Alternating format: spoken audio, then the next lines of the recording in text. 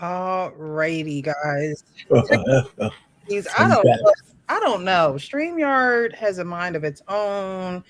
Thing been working fine all day, and now, you know, Yeah, that's all right. We here, right? the more precious stuff on the scene. They want to be like, no, but wait, Hmm. we're gonna act up. We're gonna act up.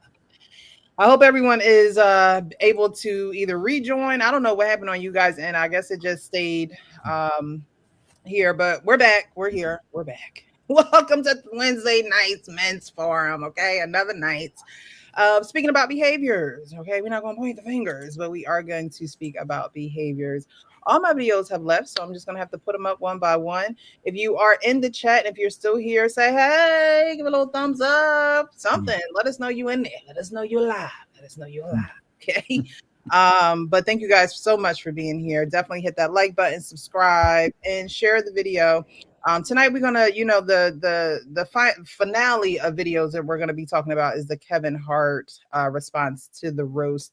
Did you guys watch that? Did you guys get into that? See a little bit of it? What's up? Yeah, I saw it, and on the Breakfast Club. Yeah. Yeah, I Oh, well, saw enough of it. the actual roast itself. Did you watch No, that? I didn't watch the roast, but I saw the part where they're mad at. You know, yeah. Okay. 3M, did you No, watch it at all, I've or? seen some videos strolling across YouTube about it, but I didn't actually see it. Okay. Yeah, I turned it on and I fell asleep. Um, to be honest, I was trying to watch it to, kind of get the vibe of it. I did see a lot of parts of it, but then eventually I did fall asleep. So we'll get into that. I did find other videos, and so, like I said, all my videos disappeared from behind the scenes. So we're just gonna pull them up one by one. This first video, y'all know tonight's conversation be having an interesting conversation. Oh, Okay. Jesus. And this one is a little off, but I think sometimes when people go to these shows, I think Arpane, you said it that, or somebody said it, that sometimes these questions are scripted or they give them these Yeah, questions. that was me. Yeah. I So told him. yeah, so on this one, the feedback is a little, I don't know if it's off or if I don't know. We'll get into it. Y'all let me know, okay? Do when you have fell out of love with your husband for not providing and have fallen back in love with your ex who is currently having a baby but is willing to risk it all? I'm gonna be Risk it all. What? quick, cause you at the wrong podcast. I would absolutely hate to be your husband. That's just wild work to me. Like, you're willing to leave your husband for another that got a baby on the way. That's crazy not, work. No, let me correct that. That is not why I'm leaving my husband. What I left him for was because he was not able to provide for me. This was something that has been going on for a year and a half. Was he ever able to A provide? year and a half? That's a season. So yes, I married him because he was able to provide. He was there to secure. He was able. Out of here. You said a year and a half. That's a season. You ain't even giving him a chance to overcome whatever he was going through. You supposed to help him through that. You know what I'm saying? So how long? Okay, I understand that. Till death do you part. Till death do you part. Till death do you part. Okay. She don't understand that, and she can't comprehend that. Yeah, she's like, how long? Like, girl, it's only been a year. I think you would be doing him a huge service by leaving him because you're horrible to have even married him. Not as a person, I don't know you as a person, but to have even married somebody out of convenience and out of obligation because you probably just wanted to be married. I think you guys should both go your separate ways so that you can find people who love you and who you love. Let me just add this point. If you love someone based on conditions, when they do not meet those conditions, you are going to try to find a way out. If God loved us based on conditions, Talk about it. you have to make a decision to love someone. You may have moments to where you fall out of love, but you got to make that decision every day. We talking about, it may be some situational stuff. What if she go through menopause and then he just say, I don't love her no more, and I'm going to deal with my ex and stuff like that? We'll be beating him down. So before people choose to get married, make sure that you are not a conditional lover because it is doomed to fail. That's the wrong foundation to create to begin with. My biggest concern is not necessarily her, but it's that ripple effect that being in a relationship can make happen. Because if she decides to go back to the ex, she's affecting her husband, she's affecting her ex, she's affecting her ex's baby mom who was pregnant with this guy's kid, and she's affecting that child. So your poor decision making is going to affect 5 other lives. Right. So what we thinking? What we thinking? I mean, these people actually said something that had to be scripted, man, because that's the first time. No, not that, but that's the first time they sounded like real people to me. I'm serious. I hear them, and the lady, I think she just got, people have their own blindness sometimes. I don't think she should have said what she said in the mirror to really hear what she sounded like before she ever said that out loud. Right. I think she got the criticism she deserved. I mean, and this is where, I'm gonna land it here. This is why I get not upset. I correct people when they talk, especially women. And now more than often, I hear people call partnerships and say that my partner as opposed to my husband and my wife, because it's almost as bad as going secular to non-secular. Because if you're a non-secular covenant, you're not just partners. That's a subset, right? If you're a secular, it's like, hey, that's my partner. That means it's conditional. A partnership is a conditional arrangement. You hang up your end of the bargain, and subliminally, that's what people are calling each other, partners. Mm-hmm. And I think it's a mistake. And I said, as long as you're saying that, don't get married. Just sign some paperwork. Stop ruining the covenant of marriage with your statistics. They blow the statistics out. She's the kind of woman, and guys like that, they blow the statistics by getting married when they shouldn't be married at all. Yeah, she reminds me of that lady that got on there and said she had brain surgery 2 times and now she don't feel appreciated and gonna leave her man because he sat there and took care of her. When you're caretaking for somebody, that's a lot of work. Like that ain't just, you just ain't cooking a meal, or you just ain't cleaning. Like she literally probably couldn't even walk. Mm-hmm. And this woman that you just brought up, she she like I guess the guy might have fallen on hard times or whatever. Maybe he was providing for her, and then all of a sudden in this economy, things happen. Maybe he got laid off or whatever the case may be, right? So she just not grateful, and she's just selfish. Yes, she's selfish. Well, she's selfish, but she told the truth. See, the thing is, she actually told the truth of what she thought about this guy. Right? She didn't love this guy at all. She married him because he could take care of her, and that was it. And she was right. Once that condition was gone, she was out the door. She out the door. Golly. It happens, man. I'm surprised at their reactions. They usually soft shoe the people like that, but they were on her case big time. That was great. They do have times where they actually be like, they probably be wanting to say, "What the?"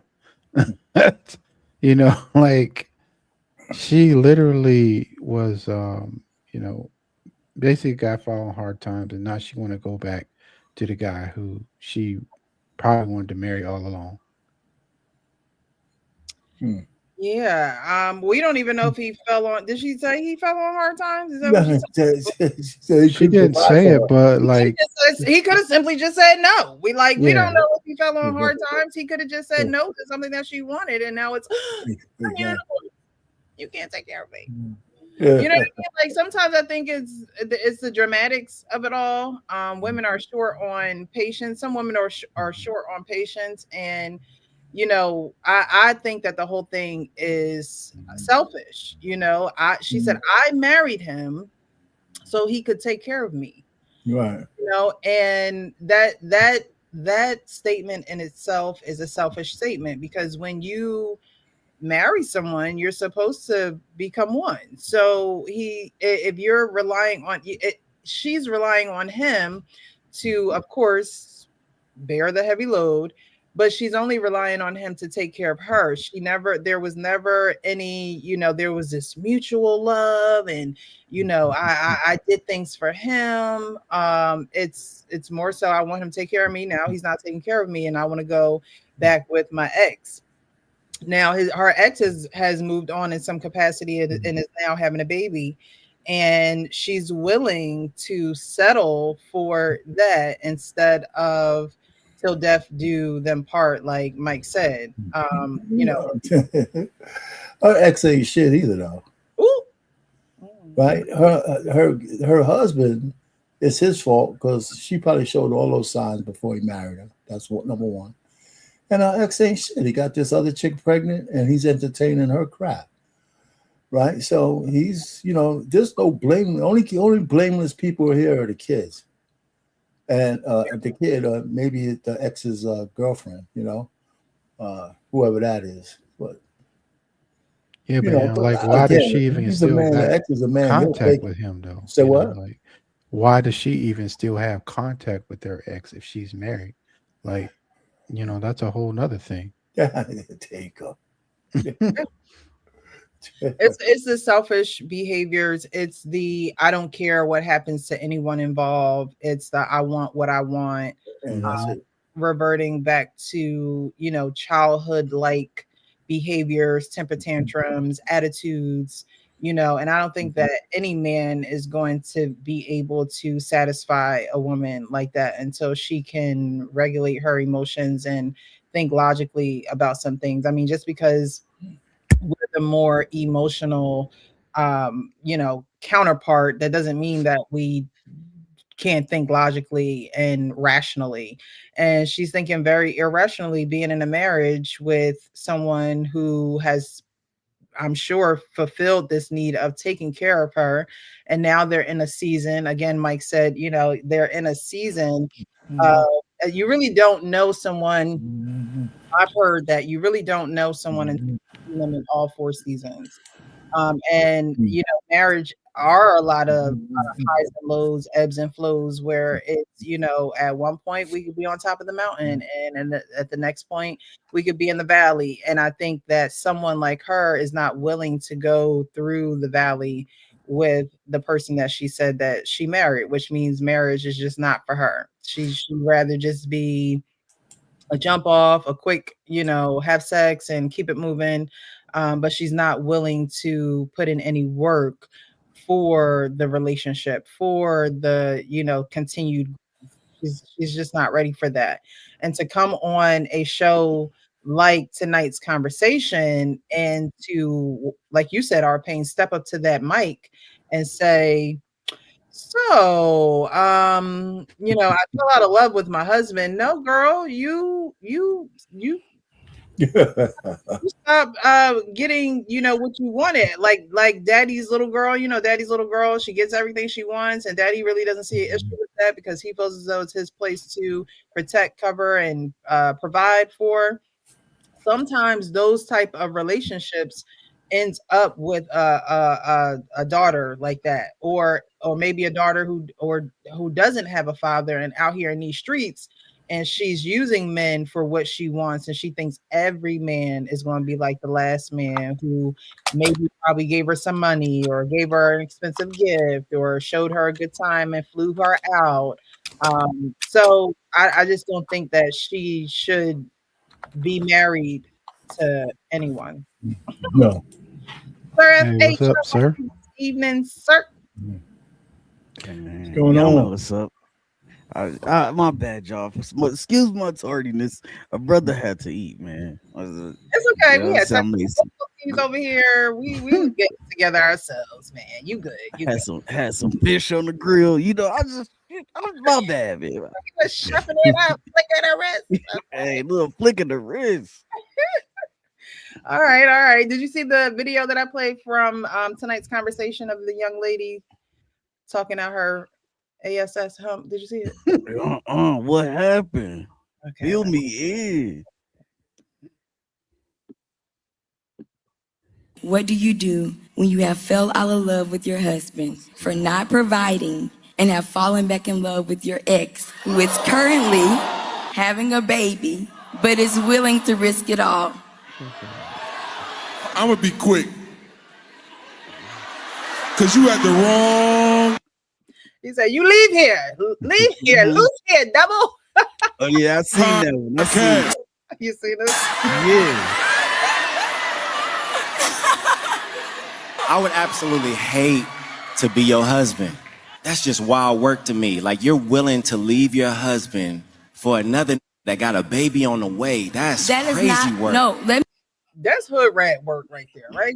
Okay, she sound like she's straight from the projects. I'm sorry. Let me correct that. That is not why I'm leaving my husband. What I left him for was because he was not able to provide for me. This was something that has been going on for a year and a half. Was he ever able to provide? A year and a half? That's a season. So yes, I married him because he was able to provide. He was there to he was able. Out of here. You said a year and a half. That's a season. You ain't even giving him a chance to overcome whatever he was going through. You supposed to help him through that. You know what I'm saying? So how long? Okay, I understand that. Till death do you part. Till death do you part. I love that. Till death do you part. Okay. He from Philly, you know Philly. The Philly got look, girl. Well, let me just make it plain. Okay. You know, and if they wouldn't have think cut her you- off, I think she would have went deeper into the story. Like, they saved her actually. Mm-hmm. Yeah. You let a woman talk long enough, she'll tell us. You'd be doing him a huge service by leaving him because you're horrible to have even married him. Not as a person, I don't know you as a person, but to have even married somebody out of convenience and out of obligation because you probably just wanted to be married. I think you guys should both go your separate ways so that you can find people who love you and who you love. Let me just add this point. If you love someone based on conditions, when they do not meet those conditions, you are going to try to find a way out. If God loved us based on conditions, Talk about it.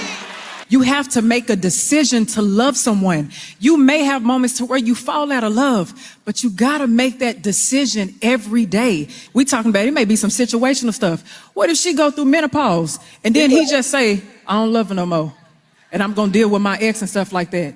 We'll be beating him down. So before people choose to get married, make sure that you are not a conditional lover because it is doomed to fail. That's the wrong foundation to create to begin with.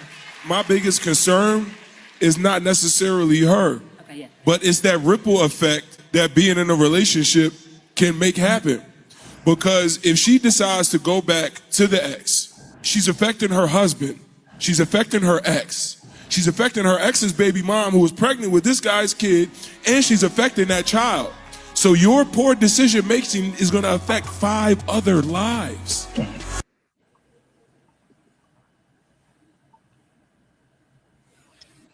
Yeah. I mean, I seen that clip the other day, and it was just amazed how, first of all, people don't have no shame no more. They just go out there to all they damn business. I think sometimes when it comes to women, when they go on these shows, they're expecting people to just agree with them. You know what I'm saying? Oh yeah, I left my husband because he couldn't. Yeah, and they expecting the crowd to cheer.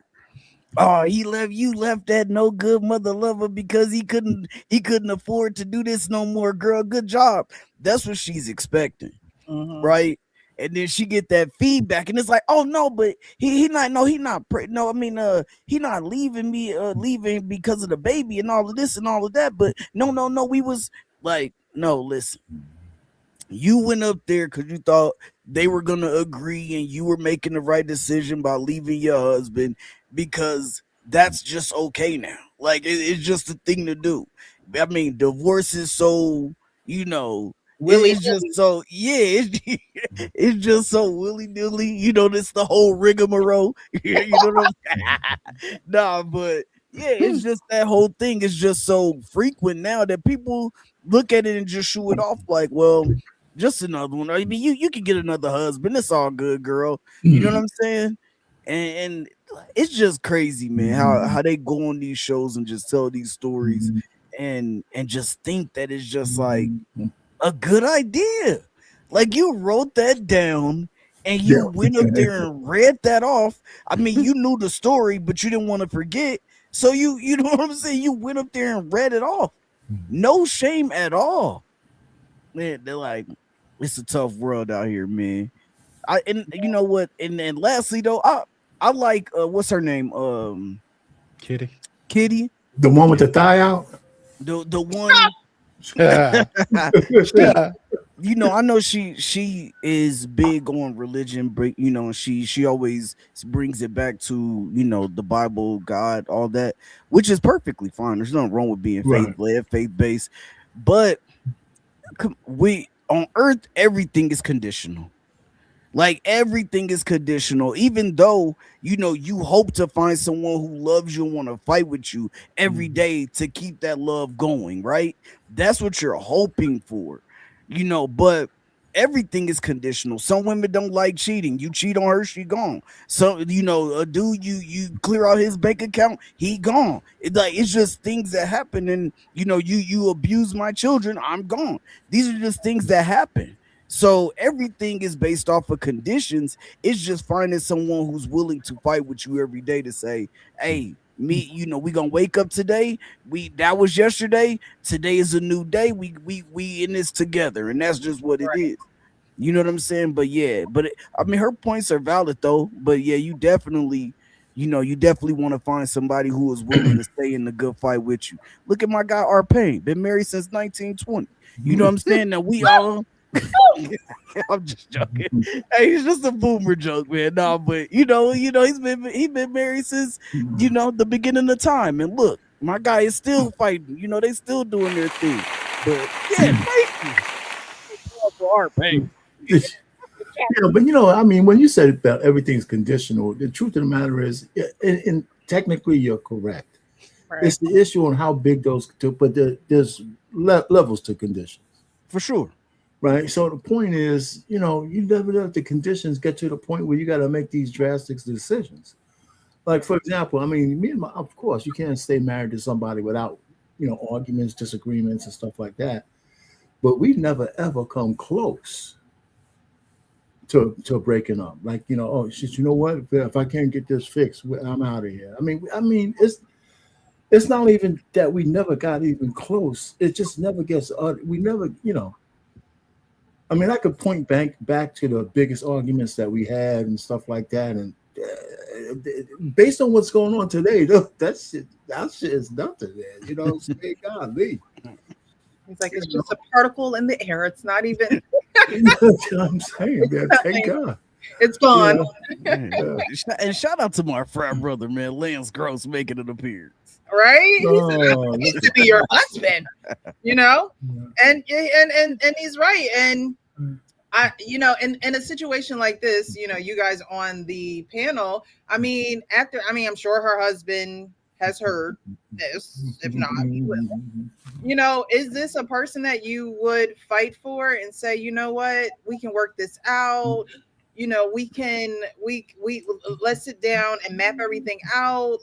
Let's see how we can make this work. Is that even someone you would want to work it out with, knowing that those are the deep rooted behaviors and motives of her being in a relationship? Because she told him, you know, I'm with you because you can take care of me. And now it's been a year and a half in the Valley season, and she's not trying to suffer. So, you know, would you guys want to work this out with her? Why? Don't girls be don't women be like, yo, you know, you out here embarrassing me. You know what I'm saying? But I mean, work out which part of it though. When before or after she started banging out her ex. Well, next video. It gotta be after because she already done went and told the world. Well, then there's nothing to work out, right? There's nothing to work out. You know? I bet you he was providing. I bet you he was paying all the bills, right? But like, he wasn't doing extra what she wanted. You know, and Yeah. she's not saying that. You know, and that's the thing that we're missing. She's not saying like what. That's a very vague statement she made. Like we don't know what he was or was not doing. You're right, but one of the things I think we need to get rid of, and being married a long time, and maybe I'm one of those guys. This whole notion that a man should pay all the bills for a woman, I just think we got it twisted. I really do. I mean, if it doesn't work out that way, it doesn't work out. I mean, even in the best of times, only like 25% of men were able to pay for everything for a family. It was never like there was like 98%, and a woman could just chill. So that we've bastardized so much that it's an expectation, and a man should just work himself to death, while the woman is like popping bonbons and shit, and and telling them that it's not enough. And then we call it 50-50 as a derogatory term. And the failings that the man has in it is that we use a euphemism like we want a woman to cook and clean. It's a stupid euphemism because we all should cook and clean out, cook at some time or clean our house. It should never be, it's not a man or woman role. There's points where she has to take the lead if you'll have kids, right? Because she's going to be off more than you so she can nurture them. But I mean, if you're not looking at everything's like you work together to get things done and you have these verbal conversations, being in a relationship and a marriage should not be that difficult. Right. It really should not be that. Well, I mean, what's the real big challenge? Not to cheat, right? Because even in my relationship, there was nothing that my wife could continue to do. Most women could get educated. They could do more stuff, more men. The only thing a man will ask you is don't bang out the guy the next door neighbor or the milkman. I mean, it's not a whole bunch of stuff, right? Be exclusive, and you pretty much can do anything you want as long as we could afford it. And it's just real. We just bastardized everything. Yeah. Or made it too complicated. It's just not that, because when you have a species, right, and this is like whether you're religious or not, men and women are naturally supposed to be together, or male and female, whether we're in a relationship or not, right? We naturally cleave to each other, right? No matter what color we are, when men and women get together, somebody's having sex. Then we could put some conditions on that. I mean, it's just crazy, man. It's just, I don't understand it. I mean, I do understand it, but it's just a shame, and I don't envy all you new people. I talk all you new people. Like the boomer you like, goddamn it. I need to start a boomer show so we could commiserate with each other. Welcome, Coach Ferg. How are Coach? you? How y'all doing, man? What's happening? Hey, man. Y'all looking good, man. Y'all look shiny and everything, man. I like it. Y'all do. Y'all look good. Hang on. All right. Well, we're not going to play that video again. Okay. Yeah. What's next? Yeah, I saw that crazy video. That was stupid. Yeah, it's selfishness, and I don't think that a lot of women, like, and Arpane said it perfectly.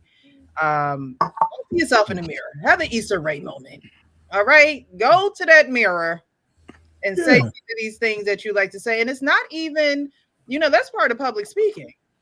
When you go to college and you take a public speaking course, they tell you to do these things. They tell you to practice in the mirror, and it may sound silly. It may sound like, what the hell am I going to talk to myself in the mirror for? However, it's a tool that helps you regulate yourself without anybody having to be there. I don't know if anybody watched Insecure with Issa Rae, but she did that all the time. That was like her mirror self was like her alter ego, kind of, and she talked to herself, and she got herself together in the mirror. And I think more women need to do that. You need to hear more people. Yeah. Pressure. That was a technique that happened. That always we was given that information in elementary school back in the 70s. You know, in the 80s. You know, you look at yourself in the mirror and you face that ugly self, and that people gotten away from it because people are looking at their feelings, and feelings flee. Or their phones. Yeah. Slowpoke Elementary. That's where everybody went to. Slowpoke Elementary. That's In where everybody went. Slowville, USA. Coach Berg, put y'all pictures right there. If anybody wanted, you put your picture right there. Oh my goodness. Oh my goodness. Okay, so after that video, I want to get into this video because it kind of flows into this video, but I want to know what you guys' perspective, and of course those who are watching, definitely engage. If you'd like to join the panel, I did pin the link to the top of the chat. I believe it's pinned to the top of the chat. Y'all let me know if it's pinned to the top of the chat. I did pin it to the top of the chat. If you want to join, be respectful. No respect, no access. That's how it goes. That's how it goes. Yeah, blocked, all that. Yeah, you're out. But you know, if you want to join, we love to have you. Women, men, no children. Okay, y'all should be in bed. It must be on camera. God dang it! That part. And you don't have to be on camera. Well, you just can't behind the scenes. When I ask you to show your face, you can't be like this. I have to see your whole face. Like, come on now. Whole chin. Show the whole chin. Yeah. You turn the camera off, but I need to know that you're a real person. Okay? I'm trying to take some BBW pictures. Face up.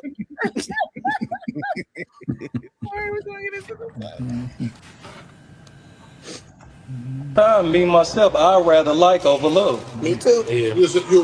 All right, so this conversation they're having, Chat and Chew _ STL is a another podcast that I came across, but they was having this interesting conversation between liking someone and loving someone. Would you rather like someone or would you rather love someone? At the same time, me myself, I rather like over love. Me too. Yeah. You rather like? I rather like over love because you can love a person from a distance. Yes. Me too. There you go.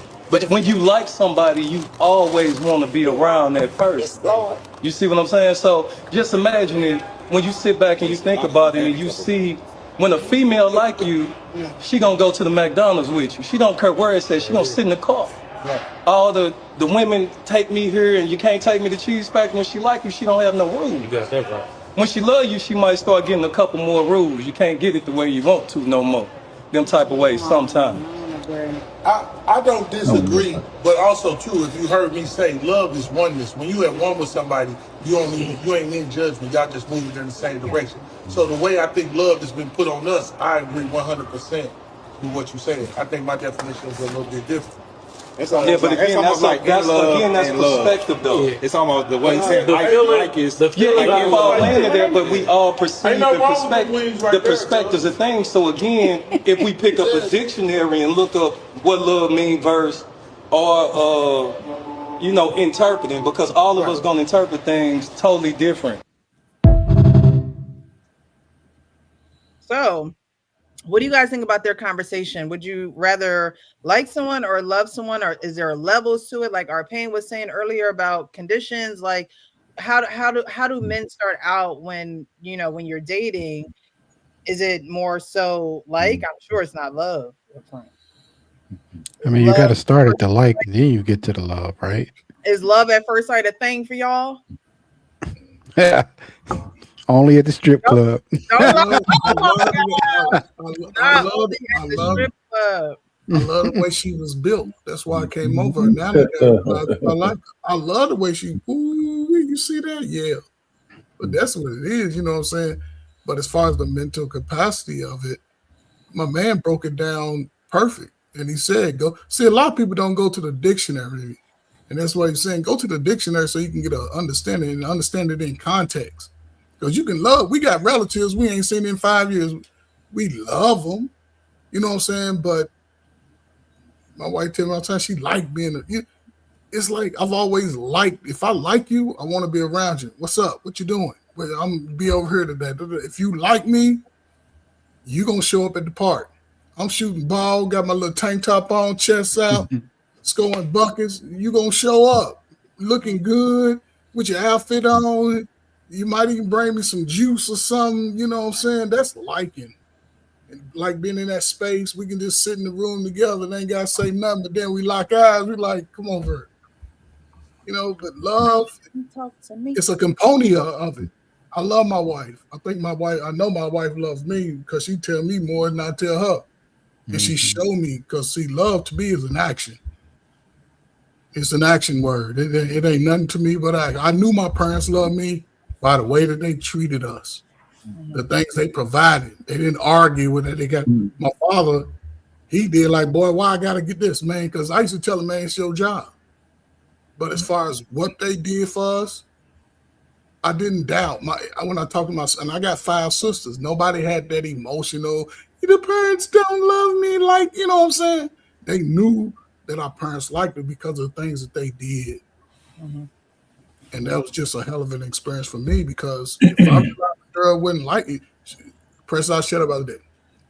When you go to a job, all of us work. If you don't call them back after 48 hours or something, that's a no call, no show. If I like you and we exchange numbers and I'm trying to call you and I leave my little smooth little aces, you know, and you don't call me back for 48 hours, to me, you didn't like me. I'm not calling you back. I might even see you, but I ain't go, hey, precious, I'm going to give you a little, I'll see you, but I ain't coming to you. And I think, you know what I'm saying, to me, it's perfect.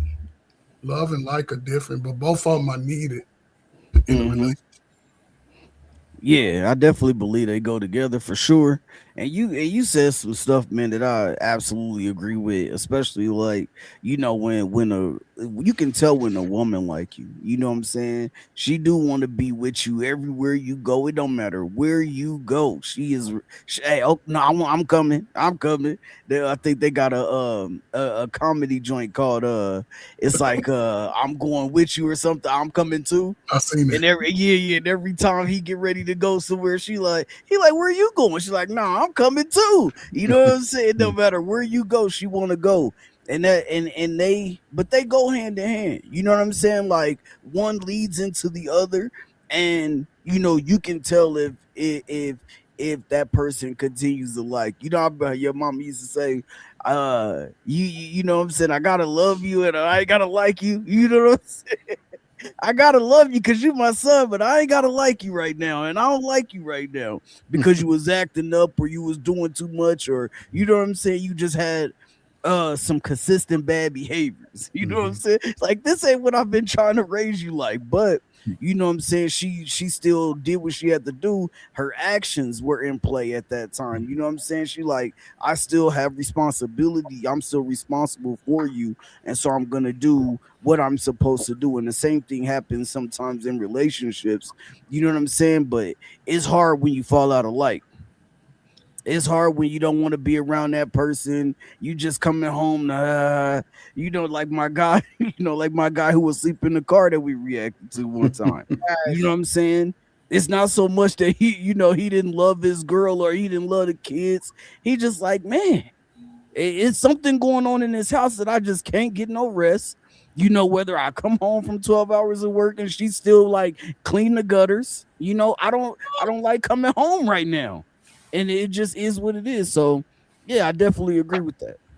Yeah, well, you can fall out of love, but For sure. I look at you know, like is the superficial part of before, you know, I think guys who are in the friend zone with ladies, they like those guys.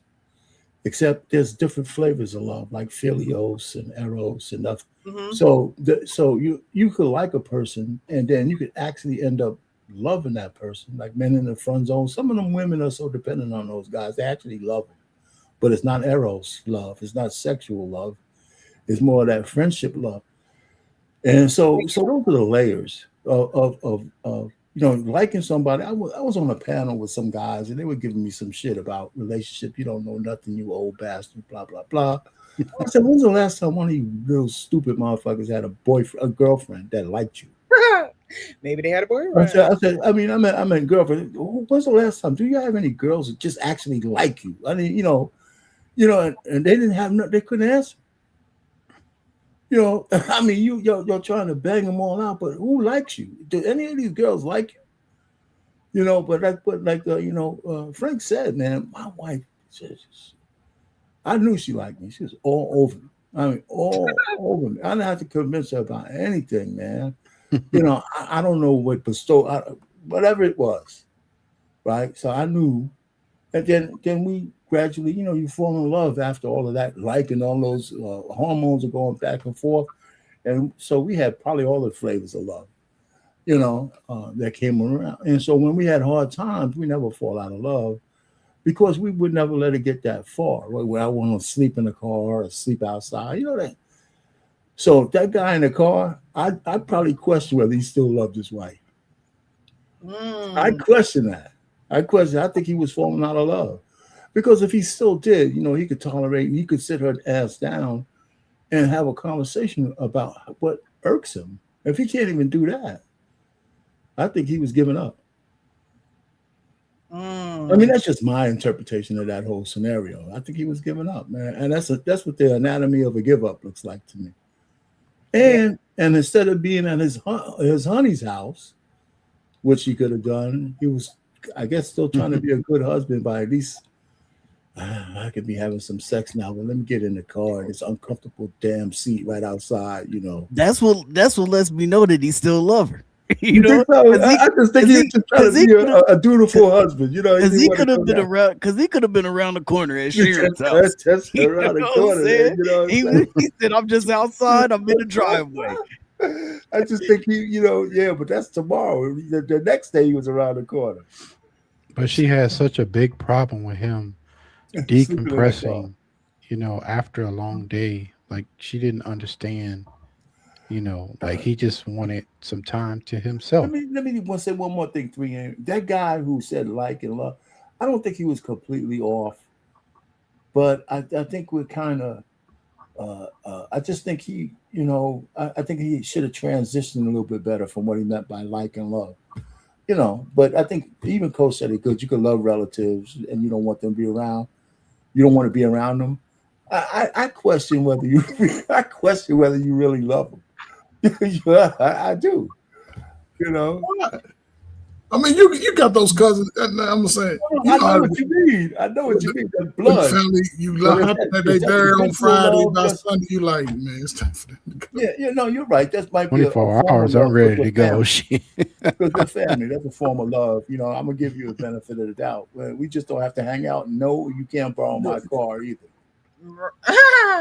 Right. I think that, you know, as we talk about like and love, you know, love is the obligation and the duty that you have with someone after you have this like for them, right? Guys, I always say that, you know, be with the girl that likes you, because girls who don't like you, they're not going to give you the attention that you're seeking. They're just not. They're not going to give you the attention that you're seeking if they don't like you and you like them. So definitely be with the girl that likes you, because she will go to McDonald's with you. She will go get some wings with you. She will just, you know, go get some popcorn and a slushie or whatever, and y'all take a walk. Like whatever the case may be, the little things they're not little things to her because she likes you. So they're actually big things to her. You know, and then that like turns into something stronger. And love is when you then have the duty to one another to say, you know, I like you so much that I want you to be in my life, and I want to do these things for you. I want to be here. I want to choose to love you every single day. But I think that if you don't start off with a huge amount of like, the bowl of light got to be full, you know. I agree. To get to love, because like you said, Arpain, you know, you can fall out of love with somebody, but I think that if you truly like that person in the first place, or and are friends with them, like I don't want to fall out with my friend. You know what I mean? Like I don't want to fall out with the person that I call friend. I don't want to fall out with the person that I talk to about things. I don't want to fall out with the person that holds a lot of my secrets. Like, I don't want to fall out with that person. And so because I like them, I that's something that I have to keep in the forefront. I think a lot of times, like even with that girl on the tonight's conversation, like, did you really like your husband? You didn't really like him. You liked what he could do for you, right? You didn't like him because if you liked him, you wouldn't have stepped to that mic. Two, if you liked him, whether he had, $1 billion or 60,000, like whatever the amount is, you sticking by him because you like him. It's a different. Women give off different hormones to men when they like them. Like it's a different type of comfort when a woman likes you. Absolutely. And so there's no doubt about that. A lot of women lie to themselves and to men, right? It's like, oh, I can go out on a date with him because I can get free food. Well, that man gonna know you really don't like him. You're not trying to sit next to him at the date. You want to sit across from him. You want to get 5,000 doggy bags. You want to feed your kids. You're not really there because you want to get to know him or you're interested in him or you're interested in the things he does, and so you really do have to like a man, to really want to do the extra things for him. And so I think, the love part is the duty part, because you like them and you guys have gone through certain levels and stages and phases with one another, then that's when the love kicks in and you would do what needs to be done for them. You will go the extra mile. You will, do for their family members. You will, like, you know what I mean? Like, you'll do those things because they don't matter. They're not, you're not counting score when you like somebody. Like when women like you, they'll probably go over and beyond. They don't care, if you're doing for them or not. It's like, oh no, I like him.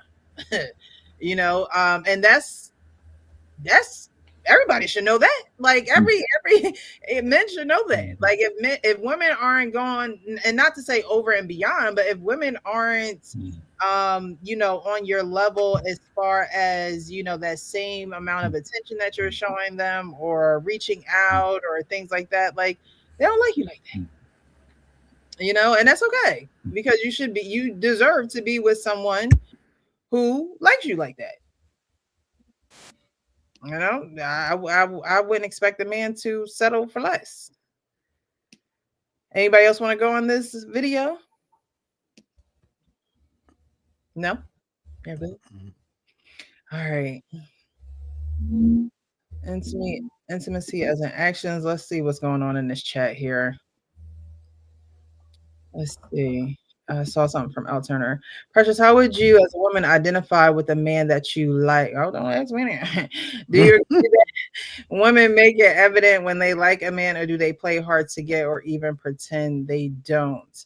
I'll say this. When I was younger, I really didn't. I don't know.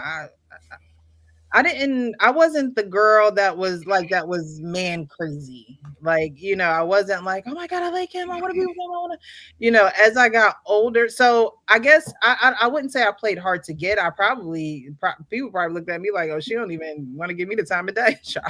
I got she looks strict, or, she's the uppity one, because I didn't just go out of back then. I didn't just go out of my way to talk to people. I wasn't open with men like that. But as I got older, I worked in restaurants. I was a bartender at some point. And so, those things got me out of that shell and more social. And so you say, how would you as a woman identify with a man that you like? You gonna know that I like you when I'm giving you my attention. Period. I don't give men that I don't like my attention at all whatsoever. I don't give you any time of day. I don't, make you feel like I like you. And if you do feel like I like you, then you better ask some direct questions. Get it clear. Let's get it, because I am a nice person. I'm a people's person. I'm for the people, child. I'm for the people. Okay. I want to see everyone succeed. I want to see everyone happy. I'm that person that you can come and talk to about anything. that get miscrewed as, oh my God, maybe she likes me, or maybe, you know, I have a chance, or, you know, that kind of thing. And it's like, if I'm not giving you any attention or anything like that, I don't like you. Do you agree that women make it evident when they like a man? I don't always think that women make it evident when they like a man, and we should make it evident when we like a man. I mean, when we like a new pair of shoes, we be like, them shoes is fly. When we see a new hairstyle or something like that, we make it known, girl, you rocking that hairstyle. Like, we can make it known when we like, you know, other things, but when it comes to a man, it's like, oh, I ain't telling him that I like him. Then he gonna think that, you know, he got something on me. No, girl, if you like him, let him know that you like him. If you like the things that y'all do, let him know that you like the things that y'all do. Like, there, I don't find anything wrong in that. But I just think that sometimes women in today's society, because people hide behind the phones and the internet and things like that, like, people just don't know how to be real in real life. And I think that is what, you know, shies everybody away from one another, because it's like, nobody knows how to have a real conversation in person. Nobody knows how to drum up conversation like back in the day. You know, you could go off of one compliment or one sentence and like you have a whole conversation with the person. But now people are just so like, who sent you? Why are you here? You know, get out of my face. And that can be off-putting to people that are in the dating market, because now you're thinking that this person, you know, is weird, and honestly think that they're weird, because if someone can't be themselves and be real around you and be authentically who they are, then you don't want them in your presence, in your space, and in your business. You don't want them around you. You don't want them. There's a reason that they're there, and it's not for authenticity. It's definitely something else. So a man will know that I like him because I give him my attention, which I don't give people. I got things to do, child. Okay. All right. So we're going to get to this next video. I saw this one, and I thought it was interesting because this lady, you could tell she old and she's been around for a while. But the advice that she gave this woman, I believe Frank said it, about women call in and women try to get the sympathy or the amen child or the yes, you know, from what they're going through. And when they don't get it, you know, I think it throws them off. I will be just having a regular day and he will walk up to me and say, "You're not smiling." And it just... Hold on. Come on. Get it together, StreamYard. Catch up. I will be just having a regular day and he will walk up to me and say, "You're not smiling." And it just deflates me so much, because I'm not. I have my own business. I'm busy. I'm thinking about what I'm doing. When you were dating, and you had things on your mind and you had menstrual cramps and all of that, and he walked into the room, did you not smile? Yes, you did. Yes. So don't give me this garbage. Please don't. This is your man. The core of your life is the relationship, so that you're not alone and you have somebody who care when you're on your last leg. This has priority over feeling anything about your business. It's really nice to smile at each other. It's such a small thing. And the relationship is built of these small things. And for you to complain that he simply wants you to smile is really sad. I don't mean to laugh, but it's like the woman is in the background having a midlife crisis. It's like, girl, get it together. But I'm gonna tell you, on some dating sites, this is how women are. Like, they will put in their profile, like, "Don't ask me how I'm doing. Don't ask me how my day is." They putting this dumb shit in. Like, you can't even start a conversation.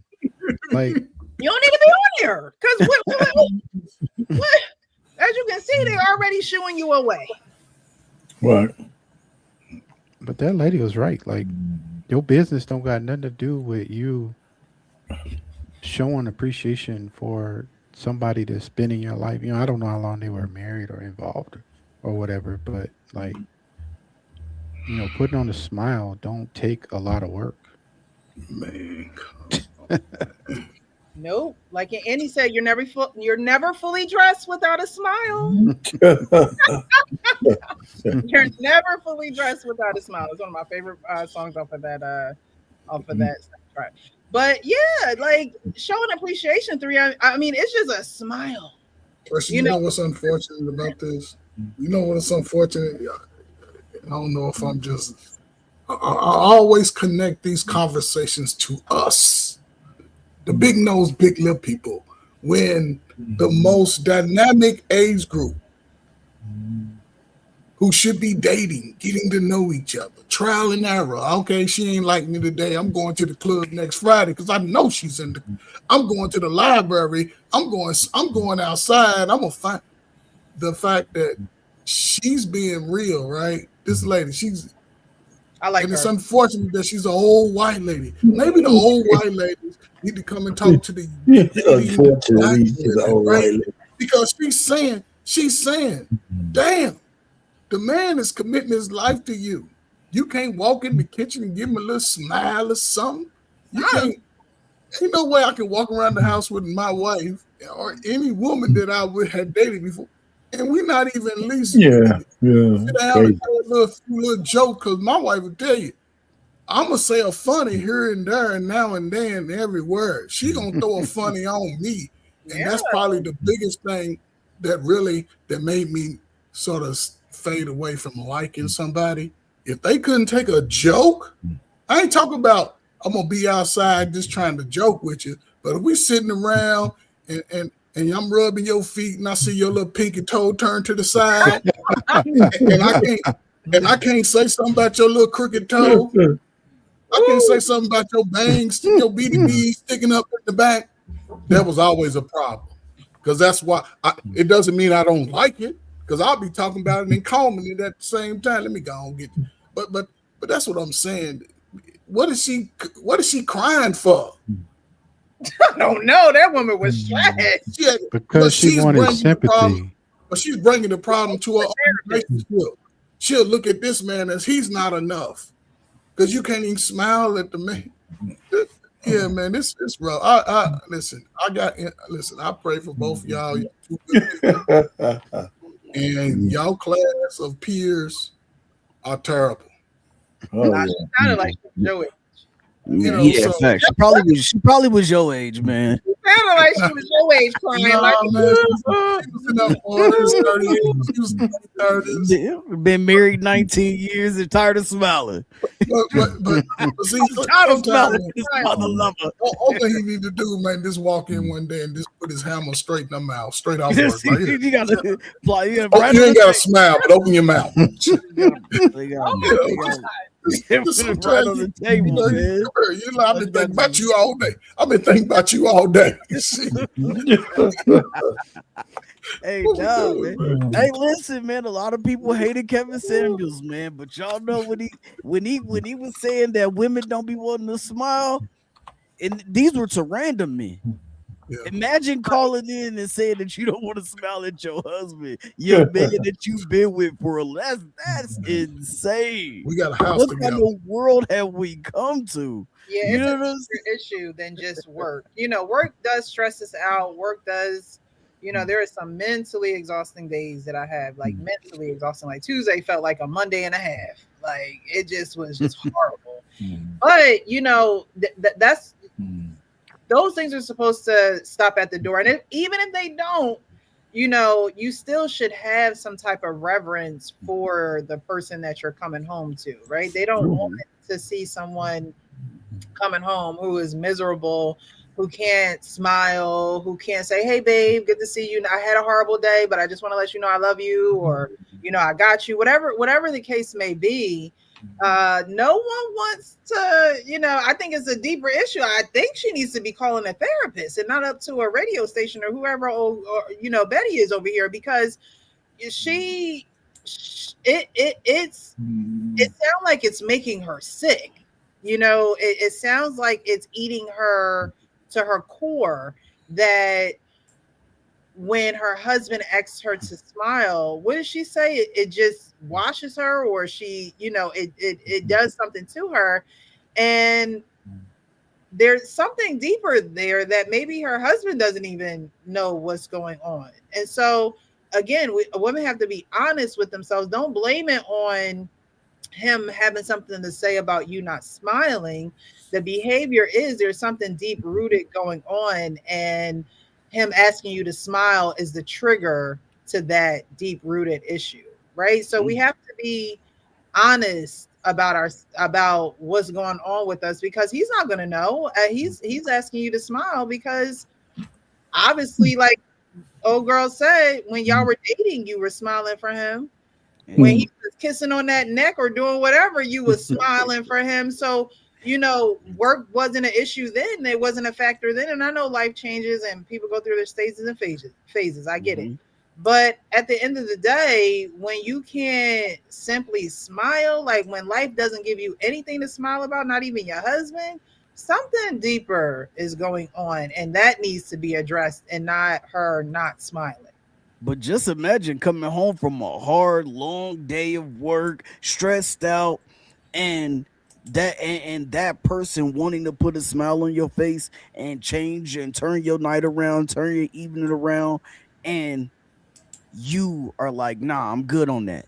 I like my day was already bad. I get out my face, you know what I'm saying? And just imagine if you have a stressful week, you know what I'm saying? Now it's a week that I can't make you smile. It just that's we was just talking about, like, you know what I'm saying? When you come home to somebody you like, you already know that person's gonna do what they gotta do to try to make you feel better. You know what I'm saying? That's love, that's like. But when they like you, they're gonna be like, man, hey, come here. Like, your girl, you see your girl that had a hard time. Boom, Keisha keep brushing up against her. She ain't swung on her yet. Come here, baby. I got you. Look, that because I just want to see you happy. Like, I know you just had a rough day. I just want I want to put a smile. Like, I want to put a smile on your face. So if I'm saying, baby, hey man, give me that smile. Let me see that smile, girl. And you ain't smiling. I'm like, what the hell? Like, right? I had a bad week. Don't talk to me like that. Right. But when they like you, they can't wait to get home and talk to you about their job. Right, that bad Wait to tell them this damn story. Hey, look. Hey, look, I ain't even going to the store. I'm going home first. Oh, stay home. We can go with me. Okay, we can go back out. Because when you get home from work, you don't want to do nothing. Okay, nothing. Hey, look, Ferg. Hey, soon as she walk outside the job, she call you. She didn't talk to you the whole ride home. Hang up soon as she get in the house, and still telling you about her day. Like, I can't believe this joint that made me mad today. I'm like, hey, damn, supervisor ain't did shit. Now she blaming me. Hey. Yeah, I wanted to play that because that's more common than people actually talk about. That is a very inside these four walls dilemma, and I'm glad that I don't want to call her Betty. I gotta get better with the names and everything like that. But I'm glad that this woman is able to get her together, because the older women are supposed to teach the younger woman. Obviously, she's older than the woman that was on the phone, right? And so sometimes, again, that mirror, we need that mirror so we can hear how foolish we sound, or how ungrateful we sound, or how misdirected we sound, right? So it's not always him telling me to smile just brings me all the way down. No, something is going on with you, and it would be better for the both of you if you were just honest about that. Men are always looking for solutions. And so when men don't know what the problem is, even if he can't help you, he'll point you in the direction of help. So being honest with him rather than lashing out towards him because he wants you to smile. Women set that emotional tone in the home. My dad worked, he brought in the money. My mom worked at one point in time too. When she became a stay-at-home mom, she set that tone in the home of peace when he got off of work or after church, and fixing his tray for the football game so he can just relax. And they go in, their separate corners, and she do her little crochet or whatever my mom do, and my dad, like it's things like that actually set the tone. And we talk about like and love, but when you've been with somebody, my parents been married for like over 35 years or something like that. When you've been married to someone for so long, you had to reinvent that like, right? Because what you like gets old and stale sometimes. Pain, you trying? Oh, okay. You froze for a second. Sometimes it does get old and stale. Like the things that you like, you still may like this person, but it may not be as intense as it was when you first started dating or when you tied the knot or whatever the case may be. So you do have to continue to reinvent that. And I think that people fail to do that too. Kids may come into the play and now you in a routine of the pickup, the drop off, the snacks, the dinner, and you have to, I don't even want to say go outside the box because it's not going outside the box. It's being aware. It's being aware that we're a little stale around here. Okay. The chips taste a little stale. We're going to have to freshen them up somehow and do it, and you may have to get creative. You may have to get a jar. I remember I had a jar and it was just, let's sit down and write the things where we would like to go on dates or little things that we would like to do for each other and write them down on popsicle sticks, put them in a jar, pick one out. Like you got to keep it fresh because you will get tired of doing the same things over and over and over and over again. So, in that case, I think that woman was something deeper is going on with her. And she may be to the point where she's at a midlife crisis because women don't like to work. I don't know why women be trying to front on the internet. Okay, women don't like to work. We don't like to work. I don't want to work. If truth be told, I would be honest with you. I don't want to do it. Because it is draining sometimes. It does change your mood sometimes. Sometimes you can't snap out of it as quick as you would like to. Sometimes you're dreading going back in the morning because you know what's waiting for you. So women were just a little bit more honest about these things and real about them. There would be no facades, there would be no faking, there would be no game. It would just be straight up what it is. And so I think it sounds like to me, getting through that, it sounds like her mom, which we know this woman is not her mom, but it sounded like her mom was on the phone with her daughter, like, girl, get it together and smile for your husband. The person you was smiling and cheesing for to win over to get that ring, you better pull it out your back pocket and do something. Yeah, on that ride home, she should have been decompressing. Like she should have been listening to something that would help her mind release from whatever she was thinking about. Because when you get home, like there's only so much a person can deal with. Like look, all right, I'll talk to you later. Like, it's ways to decompress, and I think people who share the same hobbies or like play games and stuff. Like my parents, they love to play cards together, like play spades. Like I learned how to play spades at a young age, Hell yeah. and they really enjoyed the spades, dominoes, tonk, all that stuff. They really enjoyed spending that time together. And that's really what helped them stay connected. And I think people don't really have those interests anymore. Like they don't like. I meet people who don't know how to play tonk or don't know how to play spades or ain't never seen this movie. Like, what have you been doing with your life? Like, but a lot of people just go to work and come home. They just go to work, come home. Oh, I'm tired. I'm gonna just go to sleep. You know what I'm saying? They don't have no outside life or not even if it's inside. Like if you couldn't play, if you couldn't play spades, a lot of people don't know how to play spades, which is wild to me. But if you couldn't play spades, you was playing I Declare War. Yes. My grandma, my grandma and my pawpaw, they alternated on the computer playing solitaire. Like, you know what I'm saying? That just was their pastime. My pa would come home from work. My grandma would be done cooking. She already done played solitaire. He get on the game. He play solitaire. He go in the bed, lay down. My grandma on solitaire. Like that was like their pastime.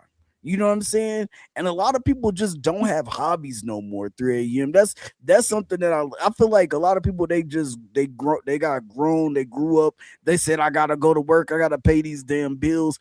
and they don't do nothing. Like I go sit in my garage every day after I come home from work. I'll sit in my garage for an hour just to see people moving outside, just to get some fresh air, sitting there, smoke a cigar, whatever the case may be, or watch YouTube, whatever, man. But just to decompress for a second, you know what I'm saying? And a lot of people just don't have hobbies no more. Frank, I don't even think it's that. I think a lot of people don't like who they are. Who I just think a lot of people don't. Yeah, I don't think they like who they are. Because one thing about it, when you're alone, you get a chance to reflect on life. Sometimes, what you did, your accomplishments, where you made your bad mistake with the men's and the women's, the girl you shouldn't have slept with that was ugly, but she had that, she looked good. You know what I'm saying? Get that butter face. People reflect on a lot about life, man. And I think some people look back. She was ugly, but she looked good. Yeah, man. You know what I'm saying? She just when you look at her from the left side, you like, I don't know how. But I'm serious, man. In working with people, I realize a lot of people don't like themselves, man. They don't have the confidence in themselves. Because again, I grew up in a generation, Frank, when we were outside. Facts. Boys hang with boys until it's time to go find the girls. Yep. That was the old saying. Yeah, but now they all mixed up. They being raised together.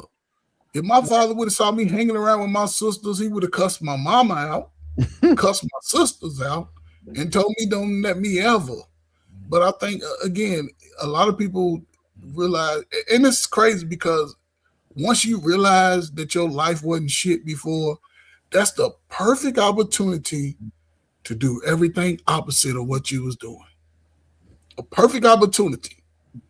But also that confidence comes with not just, I don't need y'all to tell me I'm handsome and I can do stuff. My parents told me that. So when I came outside, I moved in that energy.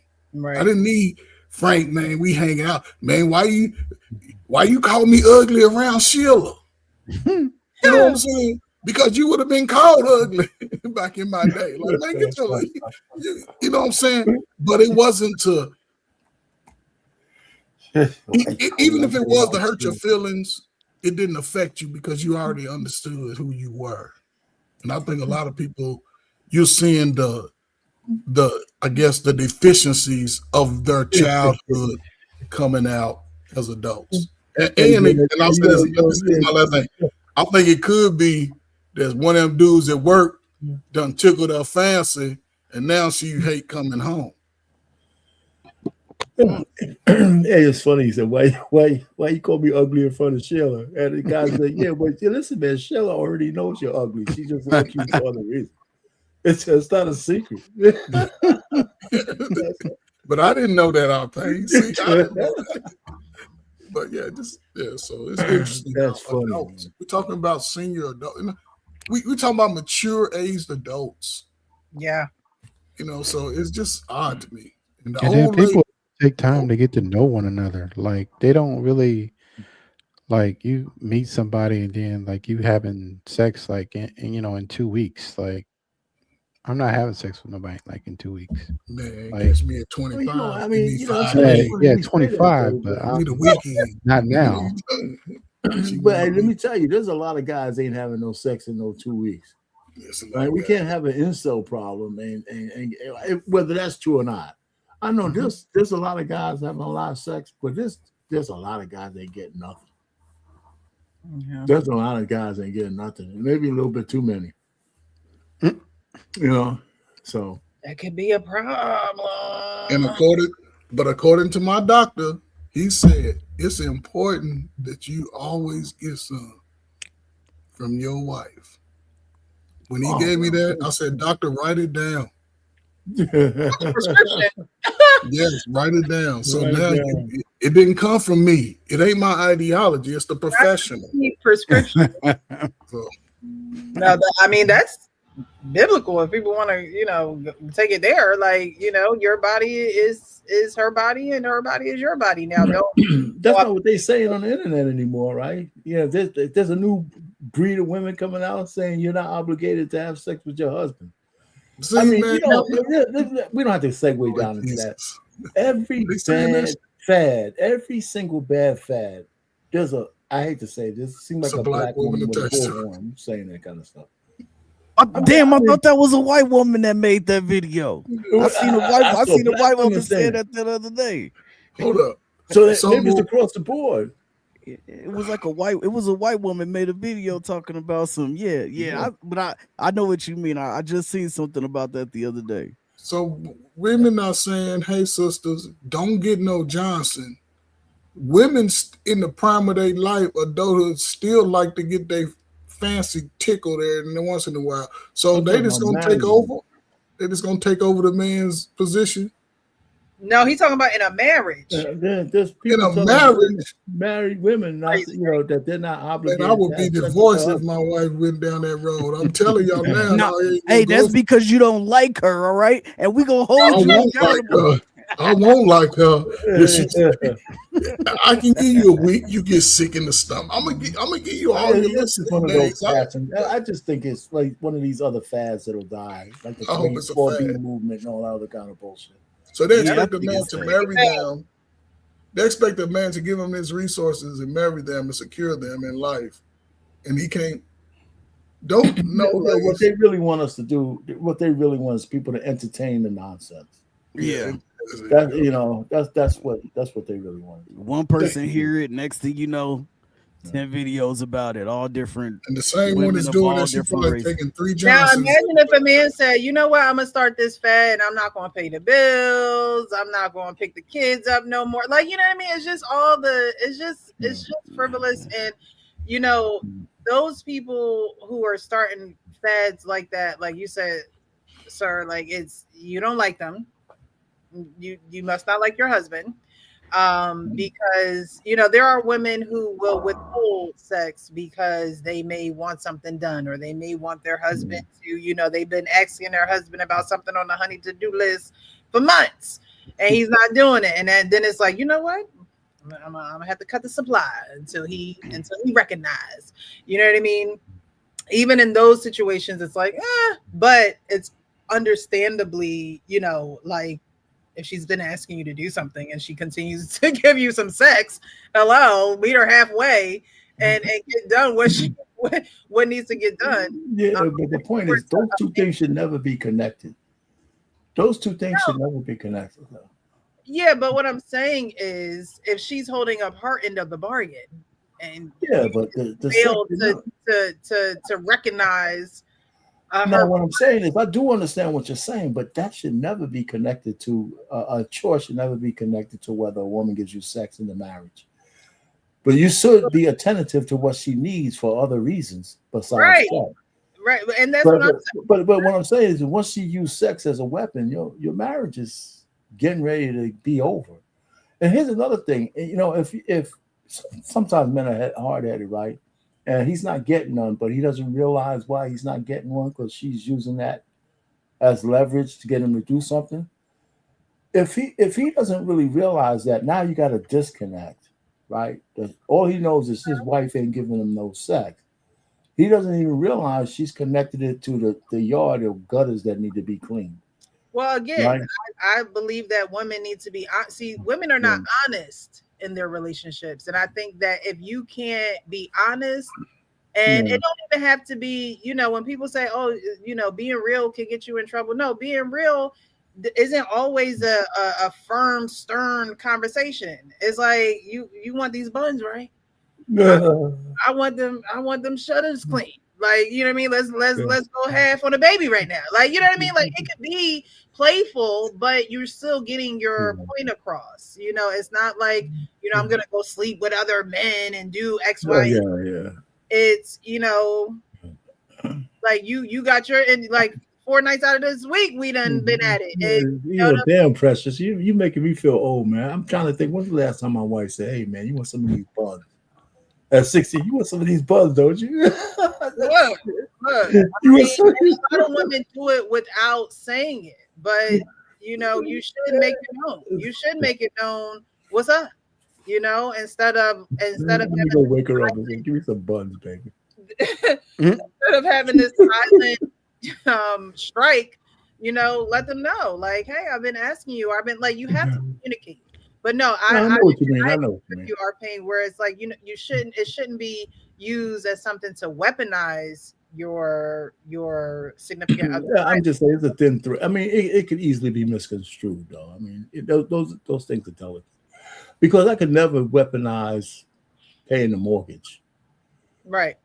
I could never do that. Right. It's got to. I'm not. You know what? You haven't given me no bonds in months, and then we get the foreclosure notice. Because I didn't pay the mortgage in the last 6 months or some shit like that. I don't get a chance to do that. I mean, I wouldn't. It's stupid. So we both out on the street. Right, but both homeless to prove a point. We said, now we in the car. How you feel about that? That's right. Never get over that. Yo, man. I don't think it should be weaponized, but I think there should be communication for sure. No, I understand. And I think men should ask those questions. What is your mood when you don't feel like having sex? When are the instances where it may be difficult for you to have sex? That's a good one. That's a good one. Yeah, like you have to have these conversations. You have to be open. Me as a woman, I'm always open. Like, look, around that time, I might get a little distant.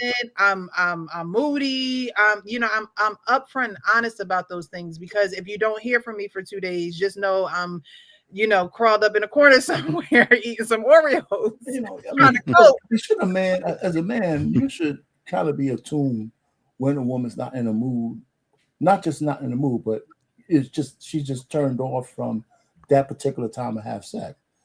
Right, but you're not a radio either. It's not like I say you're not a radio either, where you're trying to get to the right station and there's static in between, and you're like, no, a woman, you can be in tune, but that's after the communication happens.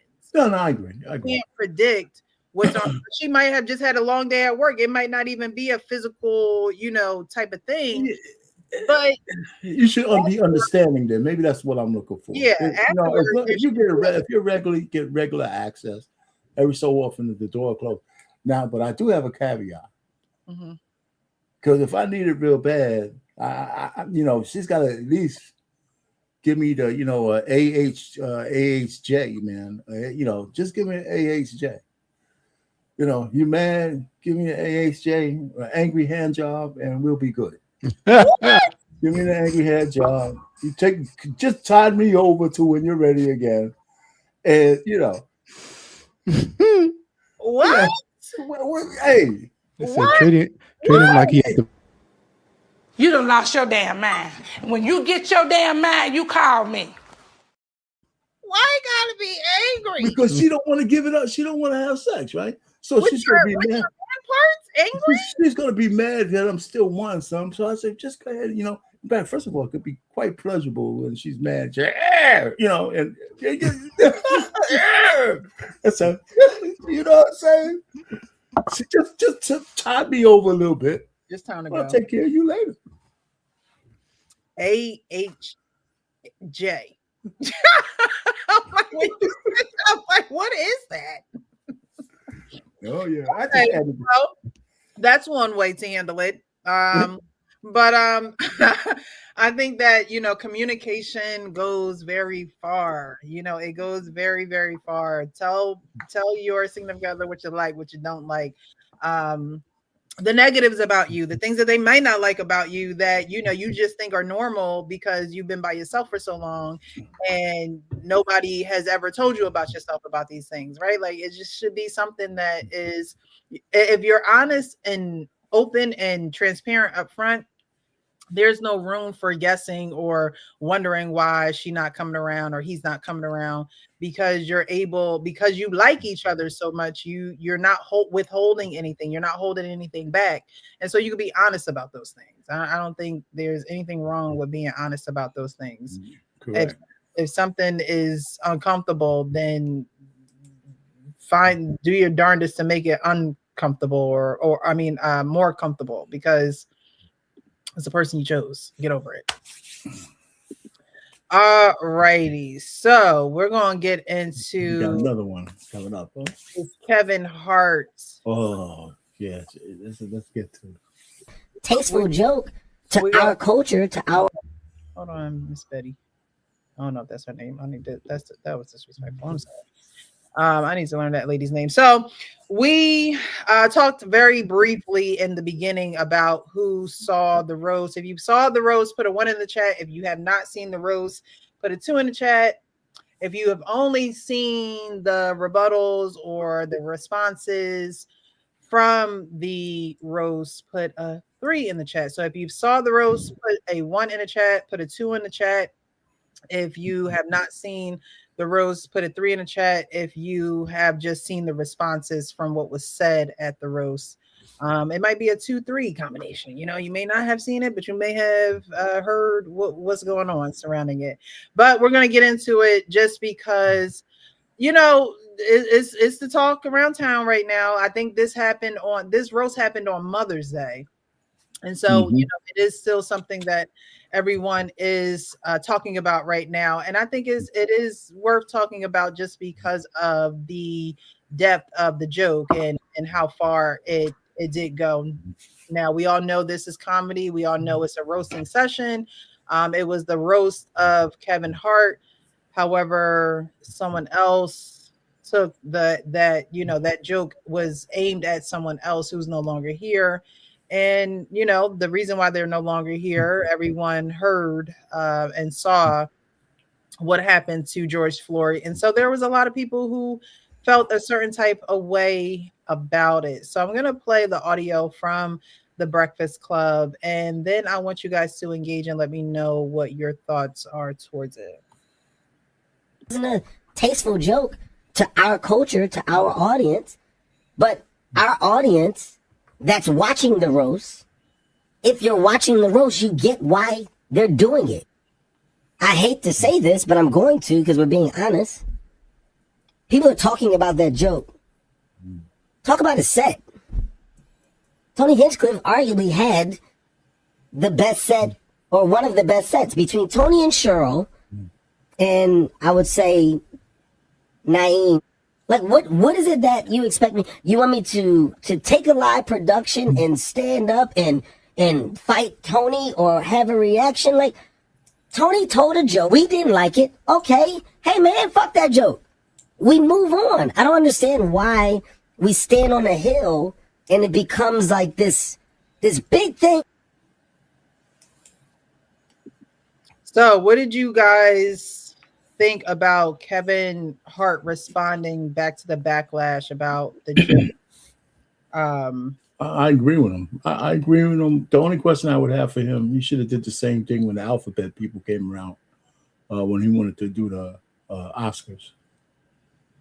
He was apologizing like a big puppy when he was denied I think the Oscars, I believe they denied him because he told a joke 20 years ago about the alphabet. But now, he's all defiant. But he should have not apologized back then either. I think we should stop apologizing for stuff. Tell people to just go stick it. That's easy to say when you ain't making that amount of money, man. No, what I'm saying is they affecting your pockets like that. Let me say this to the money thing. At some point, you can't be in fear of your integrity, especially if you're already rich. I mean, they ain't gonna take the money that you have away from you. Yeah, I mean, that's true, but you already know that cancel culture back then, when that was going on at the height of that, was all time. And the alphabet community, that's one of them ones. Them and the J's, you can't. Those are two communities that when they come after you, they come after you. Listen. All I'm just trying to say is, at some point, I guess they're more powerful than the black community because he ain't apologizing to the black folks. Well, we know that. What I'm just trying to say is, back then, we would find out an unapologetic person, even back then, they're not going to lose their life over it. Yeah, for You know, sure. I just think at some point you got to just put your foot down and say, "Hey, man, enough is enough." You know, but like you said, Frank, easy for me to say. I'm No, it's easy for me I'm to saying it say. would be easy for me to say too, but it's like, you know what I'm saying, when you making that money, you going on these And you want to tours keep and these, making that money. and That's yeah, for and they sure. buying your tickets and coming to your shows, you know what I'm saying, and keeping them seats filled. It's hard to be like, all right, I'm just going. I mean, I agree with you. I'm just being argumentative. Yeah, But yeah. anyways, listen, I agree with him on the Breakfast Club. I like what he said. I'm proud of him. But the book ain't over yet. He might come out tomorrow genuflecting and shit. So we'll see. I agree though too though, because like he said, it's a live show. You know, so like, what was he was he supposed to be like, all right, hold on, stop. No. You know what I'm saying? Yeah, go Well, slap Tom him like Will Brady Smith. did it. Tom Brady did it in his roast. He told one of the comedians not to say something. The comedian that was, and I don't know these folks' names. So the Was it comedian after he said it? in the It was red. after the guy said it though, right? Yeah, and he told him not to repeat it. He told him not. He got up on the stage, whispered in his ear, like, "Come here, let me rep with you real quick." And he said to him, "Don't say that again." So, there's a difference between, because Kevin Hart keeps saying, "Well, go back and watch the Tom Brady one. Go back and watch the Tom Brady one." Well, if you go back and watch the Tom Brady one, there was a comedian that said something, and he got up on that stage, he left his seat, got up on the stage and told him, "Don't say that." I missed that. We was talking about his wife, right? Yes. So, I mean, it's about his wife who is still here and living and breathing, right? Like, they said nothing about comments, but yet now on this road, he has no, it is a production. What good did But that also, do? Tom Brady's wife still having a baby from the trainer. So, but that's different. That's getting here's the problem with the whole thing, right? These jokes are pre-approved before the live production. Are they? They are. Yeah. Well, yeah, because the producers are like, they got writers for these roasts. So they already written. The people, he approved it. Everybody else approved it. Okay. But I don't think he understood the backlash that he may get. He's thinking that he gonna get so much support for black people, but black people are a little bit more woke now. These young folk, they ain't going for it. So it may hurt him with us, but he's not worried about black folk because nigga dying his hair still trying to make movies. He's not worried about that because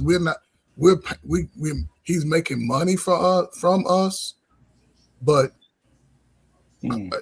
I think with what he's doing, he's going to placate to those that are going to allow him into the movies, and he's going to accept that, because if George Floyd was his brother or his cousin, I like to see what he would say. Can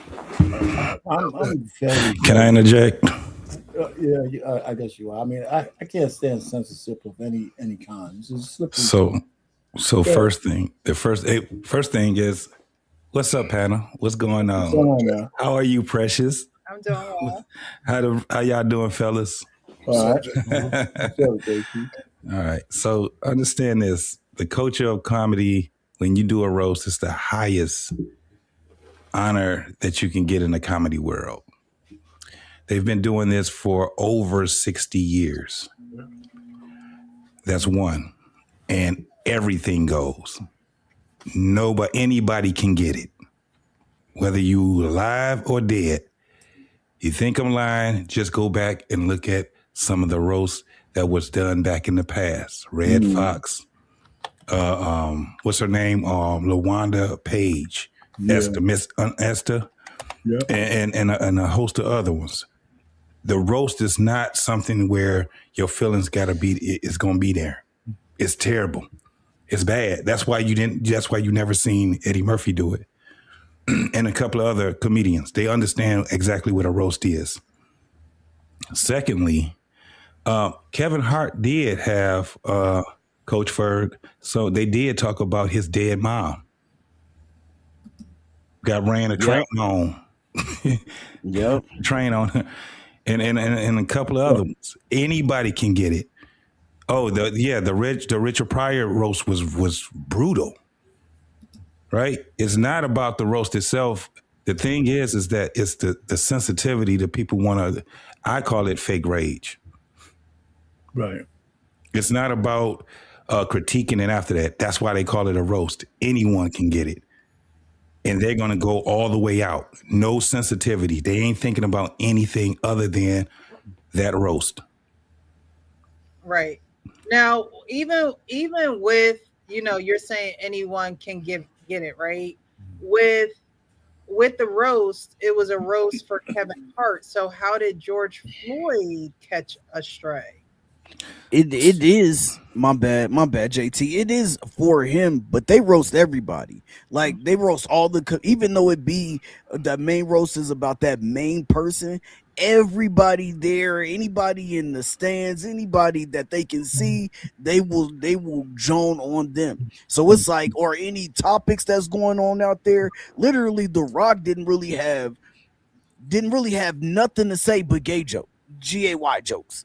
Like, just, I mean, it was all directed towards Kevin, right? But it still is like, yo, like he wasn't even really telling jokes. I mean, he's not a comedian like that, but it was basically all just, hey man, come here, bro, sit on my lap.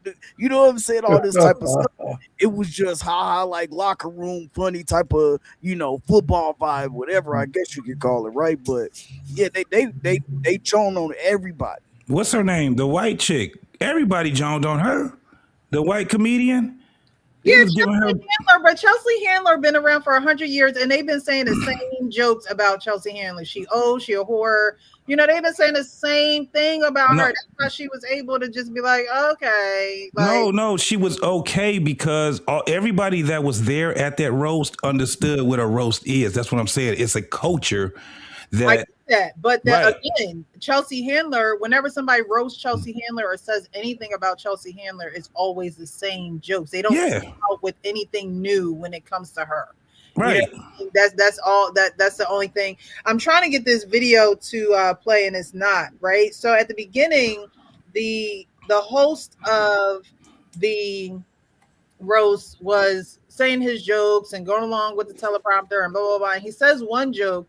And he's like, what? They told me to be racist. So, I can't get the video to play or upload. And nothing's working tonight, right? But I was like, there it go. Because it's not about a roast. It's about how racist can you be? And they made that very clear. I don't know if that was like I wasn't supposed to say that, or why y'all so mad? This is what they told us to do. Roasting should be something that is, they have the writers and things of that nature. But if you can't, I like when people do that. What is it? Crowd surfing. When they look in look in the crowd and they're able to come up with something off the top of their head and it's funny.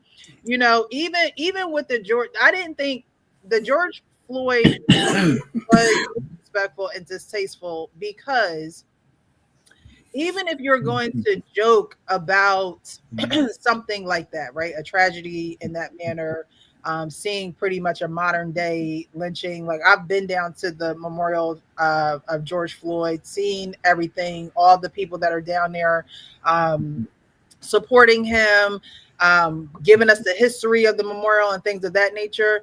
Even if you're going to make a joke about it, the joke is going to have to land in a way where people are truly laughing, like a gut laugh. I think the laughing that happened and that went on was a very uncomfortable laugh, to the point where people couldn't get past that you're joking about George Floyd. And I think that, to me, my personal opinion, that's why the joke didn't hit good enough for people to be like, he joked about George Floyd, but that shit was funny as hell. Like, you know what I mean? Like, it wasn't like I know, when you be like, damn, I know I shouldn't laugh. I know I shouldn't. Like, you know what I mean? Because you don't want to be that person, but some things are just super funny. It depends on who you ask, though, Precious. I think some people thought it was funny as hell. I just think that. Let me ask you a question. What could they have done in the moment? What could have been done in the moment when he said that joke? What could have been done? A simple look could have been done, but obviously a simple look could come off as you as the comedian being disshuffled or mad, or Kevin Hart. What, from Kevin Hart? Yeah, from Kevin Hart. It's not going to be that, because this is what I don't think people understand, though, Precious. He sold himself to the white man, obviously. No. Then you have to say that. You have to say that again. What a lot of people are missing, what you guys are missing, is that's the culture. Do you guys know who Don Rickle is? Of course. No. You don't know who go watch some. Don't go watch nothing that was within the past 3 years. Go and watch some of the roast that was in the 70s, that was in the 60s. And it was during a time where racism was way higher than what it is right now. And if you hear the things that they were saying, I'm telling you, the culture is that when you do a roast, anybody can get it. And we keep going past that. You can't go to a point. This is the only thing that you can do about the roast. Don't watch it. It was on Netflix. Guess what you can do? Turn it off. It's not like they're making people do it. It's this. But check this out. When they were doing roast before, we didn't have cable and all of that other stuff. That came on regular TV. You only had a couple of channels. Mm-hmm. And with the things that they were saying, I can guarantee it. If you go watch those old roasts, the stuff that you heard there, I guarantee those roasts that they had back then, especially Don Rickles, especially him. Yeah. But I mean, just keep it here, JT. I mean, I think the people who want to be offended should be offended, but I don't think anybody should change anything just because people are offended. I really don't. I just think that the woke mob shouldn't dictate what should be said or what could be said. You just take whatever punishment you want to give to the person who said it. Just mete it out. If you don't want to ever go to that person's show, fine. But I am not for the woke mob censoring comedy because they don't like something. I think that's crazy. I agree. I think that's the most dangerous shit in the world. Because who's the arbiter? You say anything, you're going to offend somebody else. It's just who's carrying the big stick. Yeah. I mean, I think the one thing about George Floyd, the only thing I think that was beneficial out of the same situation, not beneficial, is that he got justice. He got justice because a 13-year-old girl sat right in front of the murderous cop. I think she won a Pulitzer Prize, by the way, I believe, for that video. And that's it. He got justice. And that's all somebody should get. I mean, this reverence and all that kind of stuff. I hear you. I mean, and so if people want to feel that way, but I think it's selective outrage, though, because these same people, it's selective outrage. When you say selective outrage, what exactly do you mean? Because there, the outrage of what happened to George Floyd was. No, yeah, what happened to him? He got justice for that. This was a joke about about what kind of life he led, and the point really is that he got justice for being murdered. That's the one thing that his family did anyway. Well, the family did. The point is there was justice served. We spent years when cops were killing black folks and they would walk scot-free. This guy's in jail, and he's not getting out anytime soon. I don't even know when he's getting out. So to me, does that mean we can joke about it? Yes. But we ain't joking about it. The comedian joked about it. No, I get what she's saying. That does mean that it can be a joke about it. I personally wouldn't joke about it because I'm not a comedian. But in that setting, I don't see in that roast when people are saying those things, I don't think we need to mobilize as a black community because this guy said it. If he was black, would we be outraged over it? Or is it because he's white? Yeah, I think that nobody was outraged. Hold on, Precious. Nobody was outraged when the people when they was out there making jokes about Kevin's dead mama they ran a train on her. Nobody's talking about that. He even said it on the Breakfast Club, and nobody is even batting an eye at that. So I don't think that nobody is batting an eye at that because the roast is about Kevin. So, like you said, anybody in Kevin's sphere can get it. No, in the roast, everybody at the roast. Everybody gets it. So Everybody.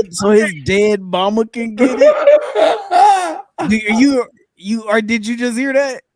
His That's what I dead said. mama. I just said No, that. his dead. I know him. So his dead mama can get it, but someone else that's not related to him that know what I'm Someone saying. is murdered.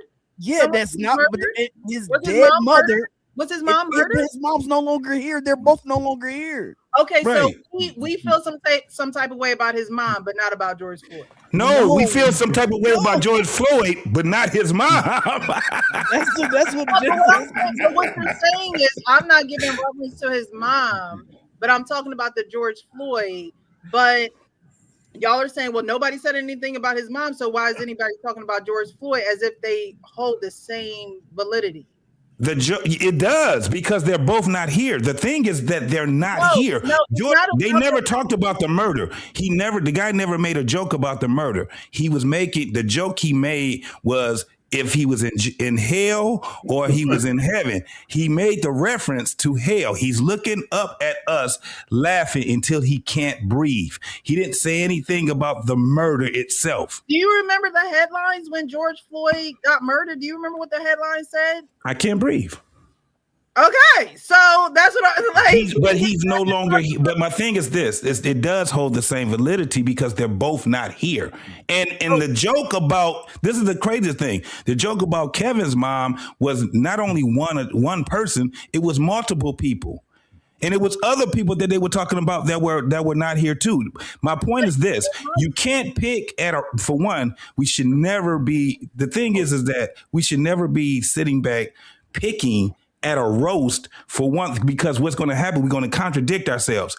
The roast, the nature of the roast is that they're going to it's not just about Kevin. He's the man of honor, but it's about comedy itself. That's what it's about. It's about the nature of comedy, not you be able to say whatever is on your mind and you be able to bring that out. Anybody can get it. That's what it is. So do we have? So now that we open this can of worms. So you said the way that he passed, Cheryl Underwood's husband jumped off a building, right? So and they made jokes about it. Cheryl got up there and set the record straight about that, right? Because she held her the own. only person that said, "Oh, you want to go there? You want to talk about?" Like she went there. Yes, it's a roast, and she started going at another comedian, and she didn't correct them. She didn't correct them. She was going back at them, just like what Kevin did. Right, but how did he go back with him about the George Floyd thing? Because I felt he didn't feel a kind of way about it. It was a funny joke to him. That's why he was laughing. What I'm saying is that when he had the chance, corporate America laugh. No, Kevin, he did say that. He said that the joke wasn't funny and it didn't land the way that it was. He didn't feel like it landed. He was like, it could have. He was like, if you're gonna tell a joke like that, it has to be funny. Yeah, he had the same sentiment as you, but he wasn't up in arms about it. That's what they're saying. Because everybody, even if you could talk about somebody's husband, committing the S word and doing all of that, and talk about this man's parents that are gone away now, like everybody, you're at a roast. Yeah, right. So the reason why the comment about his mom to me isn't the same is because this is a roast about Kevin Hart. They could have talked about his dead mom, his dead dad, his dead cousin, his dead grandma, his dead dog. It's all surrounding Kevin Hart. Now, they also talked about the other comedians that were there as well. But when you go and talk about something that did go down in history and, was a headline and things of that nature, then it does bring extra variables to me to the conversation. And I'm not saying like comedy is comedy. Comedians are going to do what they do and they're going to roast. He even said himself that it was a distasteful joke. It didn't land the way that it was, intended to. Because again, Kevin Hart had to okay all of this. So he knew it was coming. He knew what was going to be said. The guy almost stuttered saying it because he did start saying it. Yeah, he kind of started saying it. It was on a prompt. They Yeah, but they knew everybody. The thing is that everybody. This is what I'm saying. Everybody knew it. It is, and the thing is, we can't go past this. It is they roast. Anything goes. Everything goes. There's not. So when we go past that rule, the thing is, and I understand pressure when you say it's about Kevin Hart, but it's not just about Kevin Hart. It's about the world of comedy. It's about the nature of comedy. The thing is, JT, let me ask you this: it's supposed to be distasteful. It's supposed to be the worst shit that you can think of, but it does have to land. And a lot of shit just don't land at roast. Like I said, if you go back and you start looking at the roast, you will understand what the culture is really about. JT, it's not about people being sensitive. Let me ask you something, JT. Right? Let's just say this. Everything you just said is correct, but Precious doesn't have to agree with that. I didn't say she did. I'm just making a point. Wait a minute. I'm not talking against you. She obviously doesn't agree with that premise.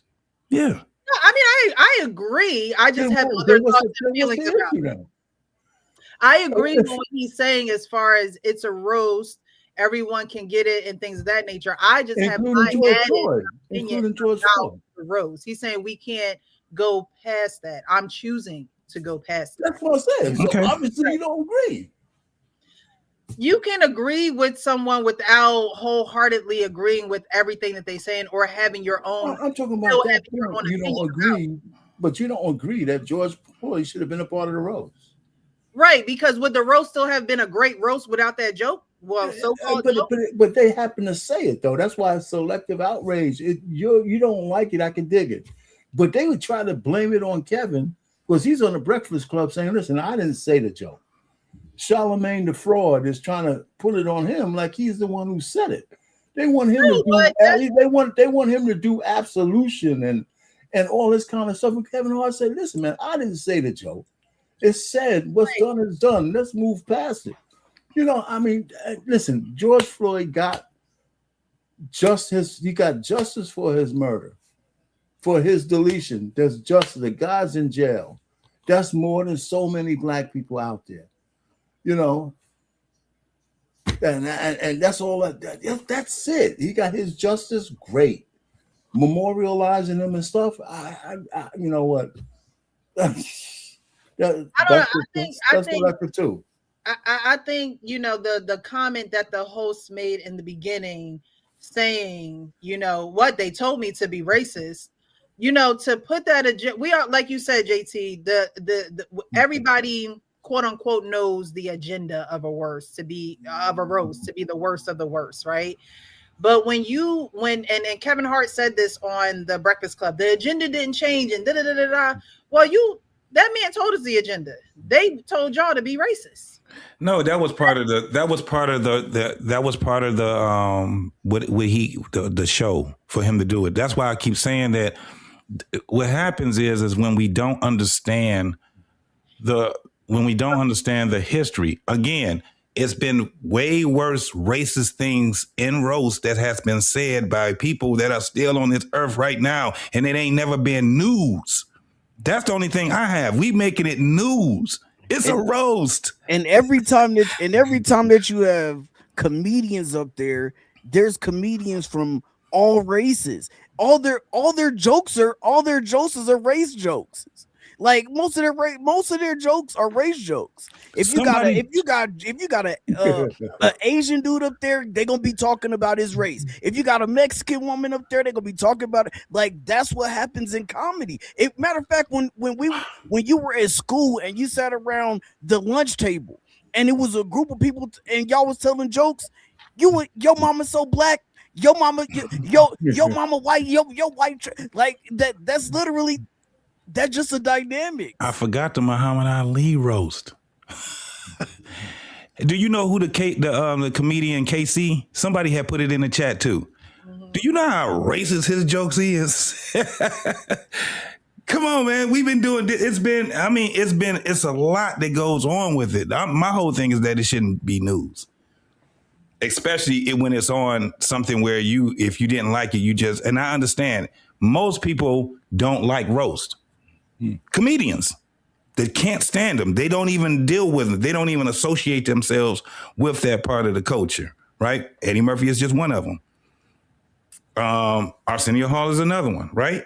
So I understand that whole part, but the only thing that really we can do is just not watch it.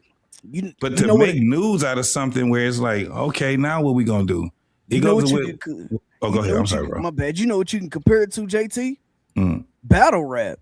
Yeah. Think about all the rappers that will not take a battle because how far the battle rappers go. And we know that that's worse than a roast. Yeah, like they be talking like you said, but I guess you would say that in those situations they're talking about your daughter, they're talking about your family, they talking about your dead uncle, your uncle who's no longer here. Bring George Floyd into it, right? Like, they're not.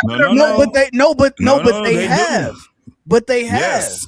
They brought the girl that was from Chicago that was caught in the that was put in the freezer. They had some, but you and people was like, yo, that's not, people like afterward they were like, yo, that's not cool. But they said it, and then people was just like, yo, we wasn't rocking with it. Damn, that was just great. Like, yeah, that just like great analogy. Just like now, people like, yo, we wasn't rocking with that. So and there's gonna be people who be like, yo, well, they said there's something about George Floyd. People was like, yo, we wasn't rocking with that, and people just moved on. They put your court paperwork out there, especially if you done told they done stand. Yeah, you took the stand. They talking, man, it's worse than a doggone comedy roast. And people, that culture is, and that's just what that culture is. And if you don't like it, the only thing you can do is just not pay attention to it. And a lot of rappers that are mainstream wouldn't dare because they like, yo, I can't let nobody disrespect me like that. Look, when those mainstream rappers be trying to get into that realm, what do? They fumble. It's not the same thing. They get pushed out of there because the culture is what it is, and it's bad. And you know, it's dirty and it's nasty and it's distasteful, but that's the culture. Well, I mean, you guys have your opinions. I have mine. Absolutely. It is what it is. We still love you. We still love you, though. It's okay. Respectfully. I'm not going to sit here and argue. It is what it is. There will be more roasts, you know, in the future, and I'm sure we're gonna have to go through this whole thing. You know, I don't want to make news out of it. I just, you know, it is something that everyone is talking about right now, and I absolutely check the temperature, see where you guys were at, and your guys are pretty much saying, "Hey, look, it was a roast.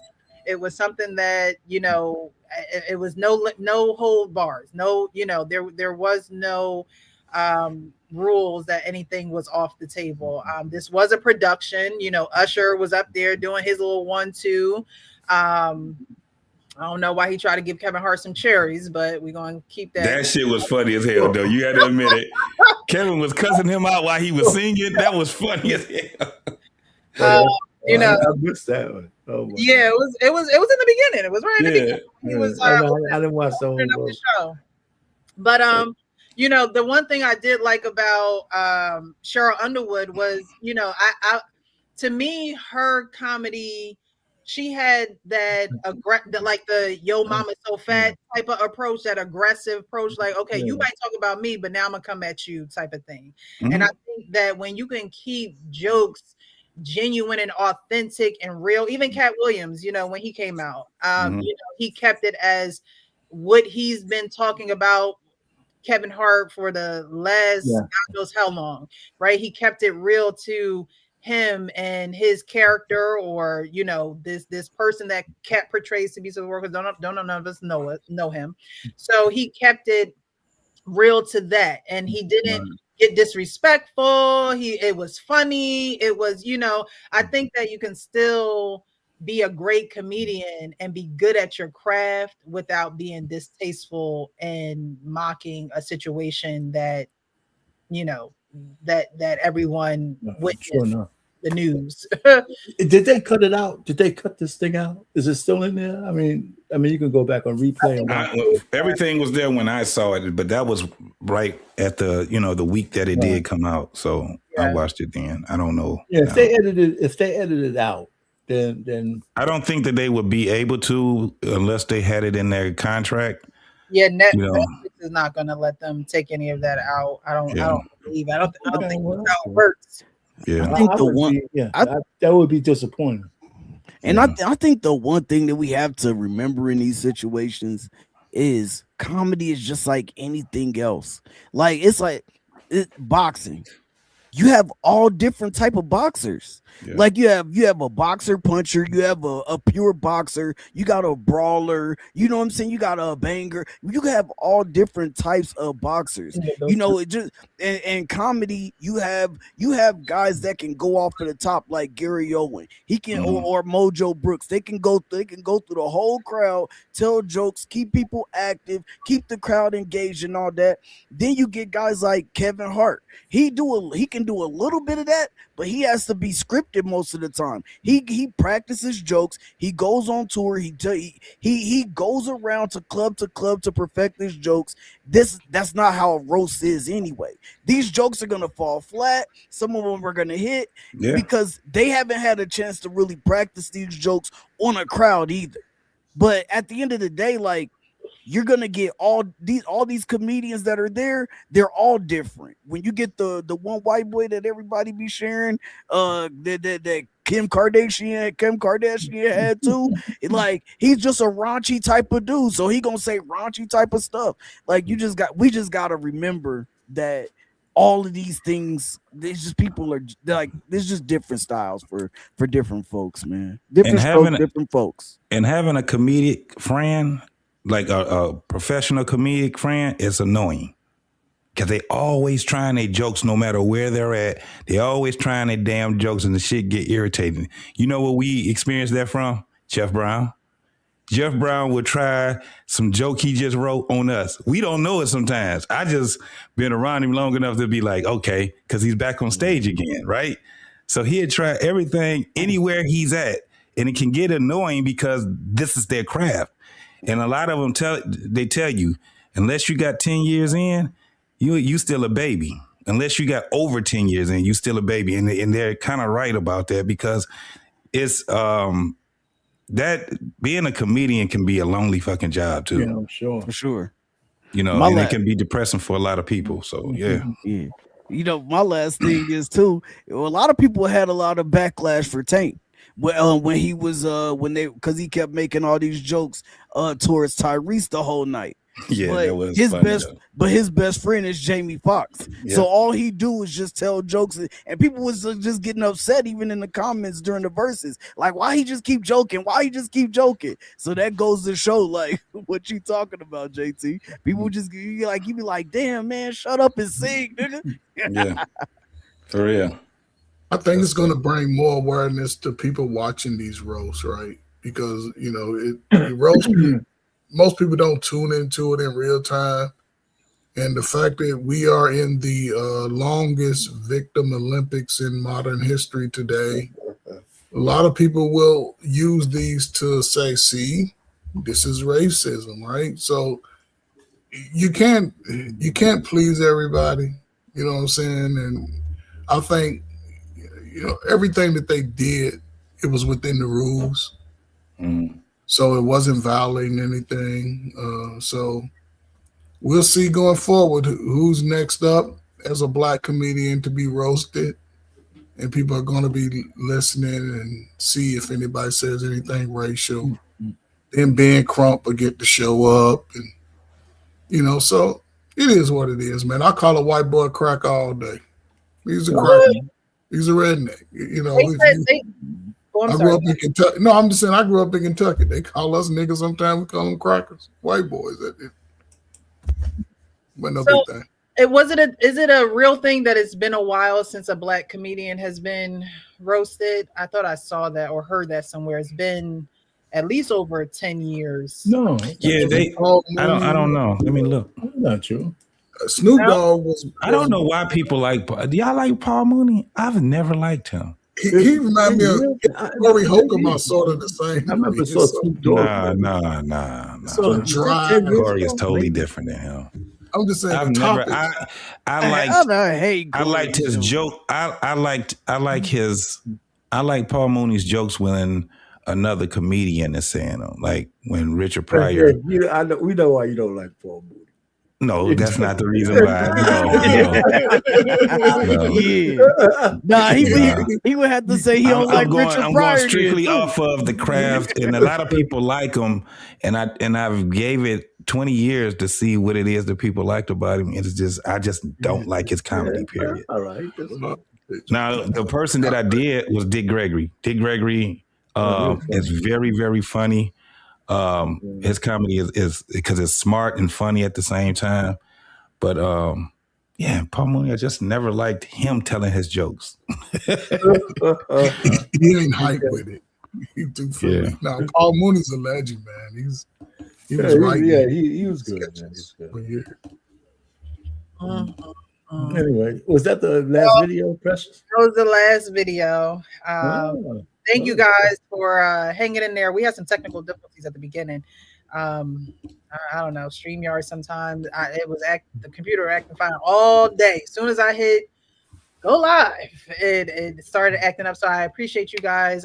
Definitely support the platform if you feel led.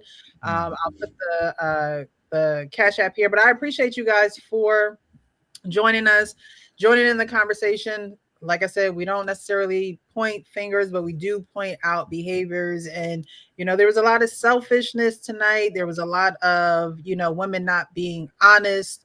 And these are the things that, we as women should work on, because being honest is the best gift you can give somebody. Right. If you don't like your husband no more and you feel like you done fell out of love with him, tell him. Don't tell the world. Yeah, I agree. Right. If you feel like you can't smile at your husband because work is just doing so much to you, be honest about your job. Be honest about the hours you're working. Be honest that you can't handle this mental load and this, psychological load. If these are the issues, then you have to be honest about them and truthful. And that like and love conversation, I thought was a good conversation to bring up, because I think that there are a lot of people who are in marriages who don't like or love their significant others anymore. It all has faded away. And then there are people who like people who won't be honest and say, hey, I like you. I like, these things, or I like the way that, you text me good morning, whatever the case may be. They're not honest about those things. And so that like doesn't have even an opportunity to turn into love. And so, just pointing out these behaviors and having this conversation, I think was, beneficial to somebody out there. And then, of course, Kevin Hart, a roast is a roast is a roast is a roast, right?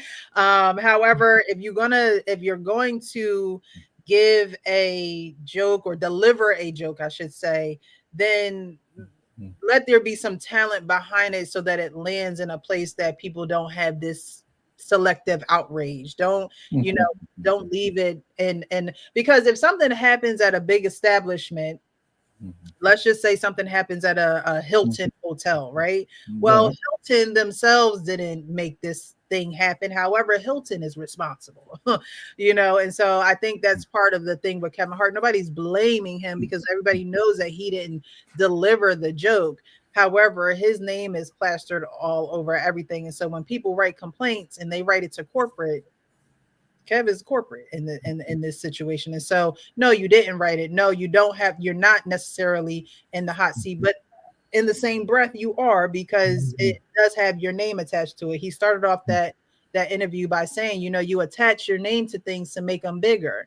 Well, hello, corporate. You're going to have to sometimes being in that big seat and making things bigger is not always comfortable. And so to me, Kevin Hart went on the Breakfast Club in defense mode. And it's like, no, corporate know how to do damage control. It's okay to feel what the people are feeling without owning those feelings, but it's okay to say, I understand why people are feeling this way. I do understand. And he did say that, but in the most of it, he was defensive. And it was defense of the comedy world of it being a roast and getting that message across to everyone and making them understand that. So again, I appreciate you guys. We will be back next week, Wednesday. Before you say the magic words, All you fellas, this is for the fellas, but you can listen. I put a link to one of my AI deals. If you ever want to hear a woman sing to a man about how she loves him, I put it in the back chat. If you ever want to hear a woman, she's talking about the praises of her man. You know, and the words are like, man, if your woman ever sang to you like that, you'd be really confused. Is this copyright? Is this yours? Huh? Is this yours? Is it my work? Yeah. Yeah, I'll put that in there. I think he's a music. It's anybody can use it.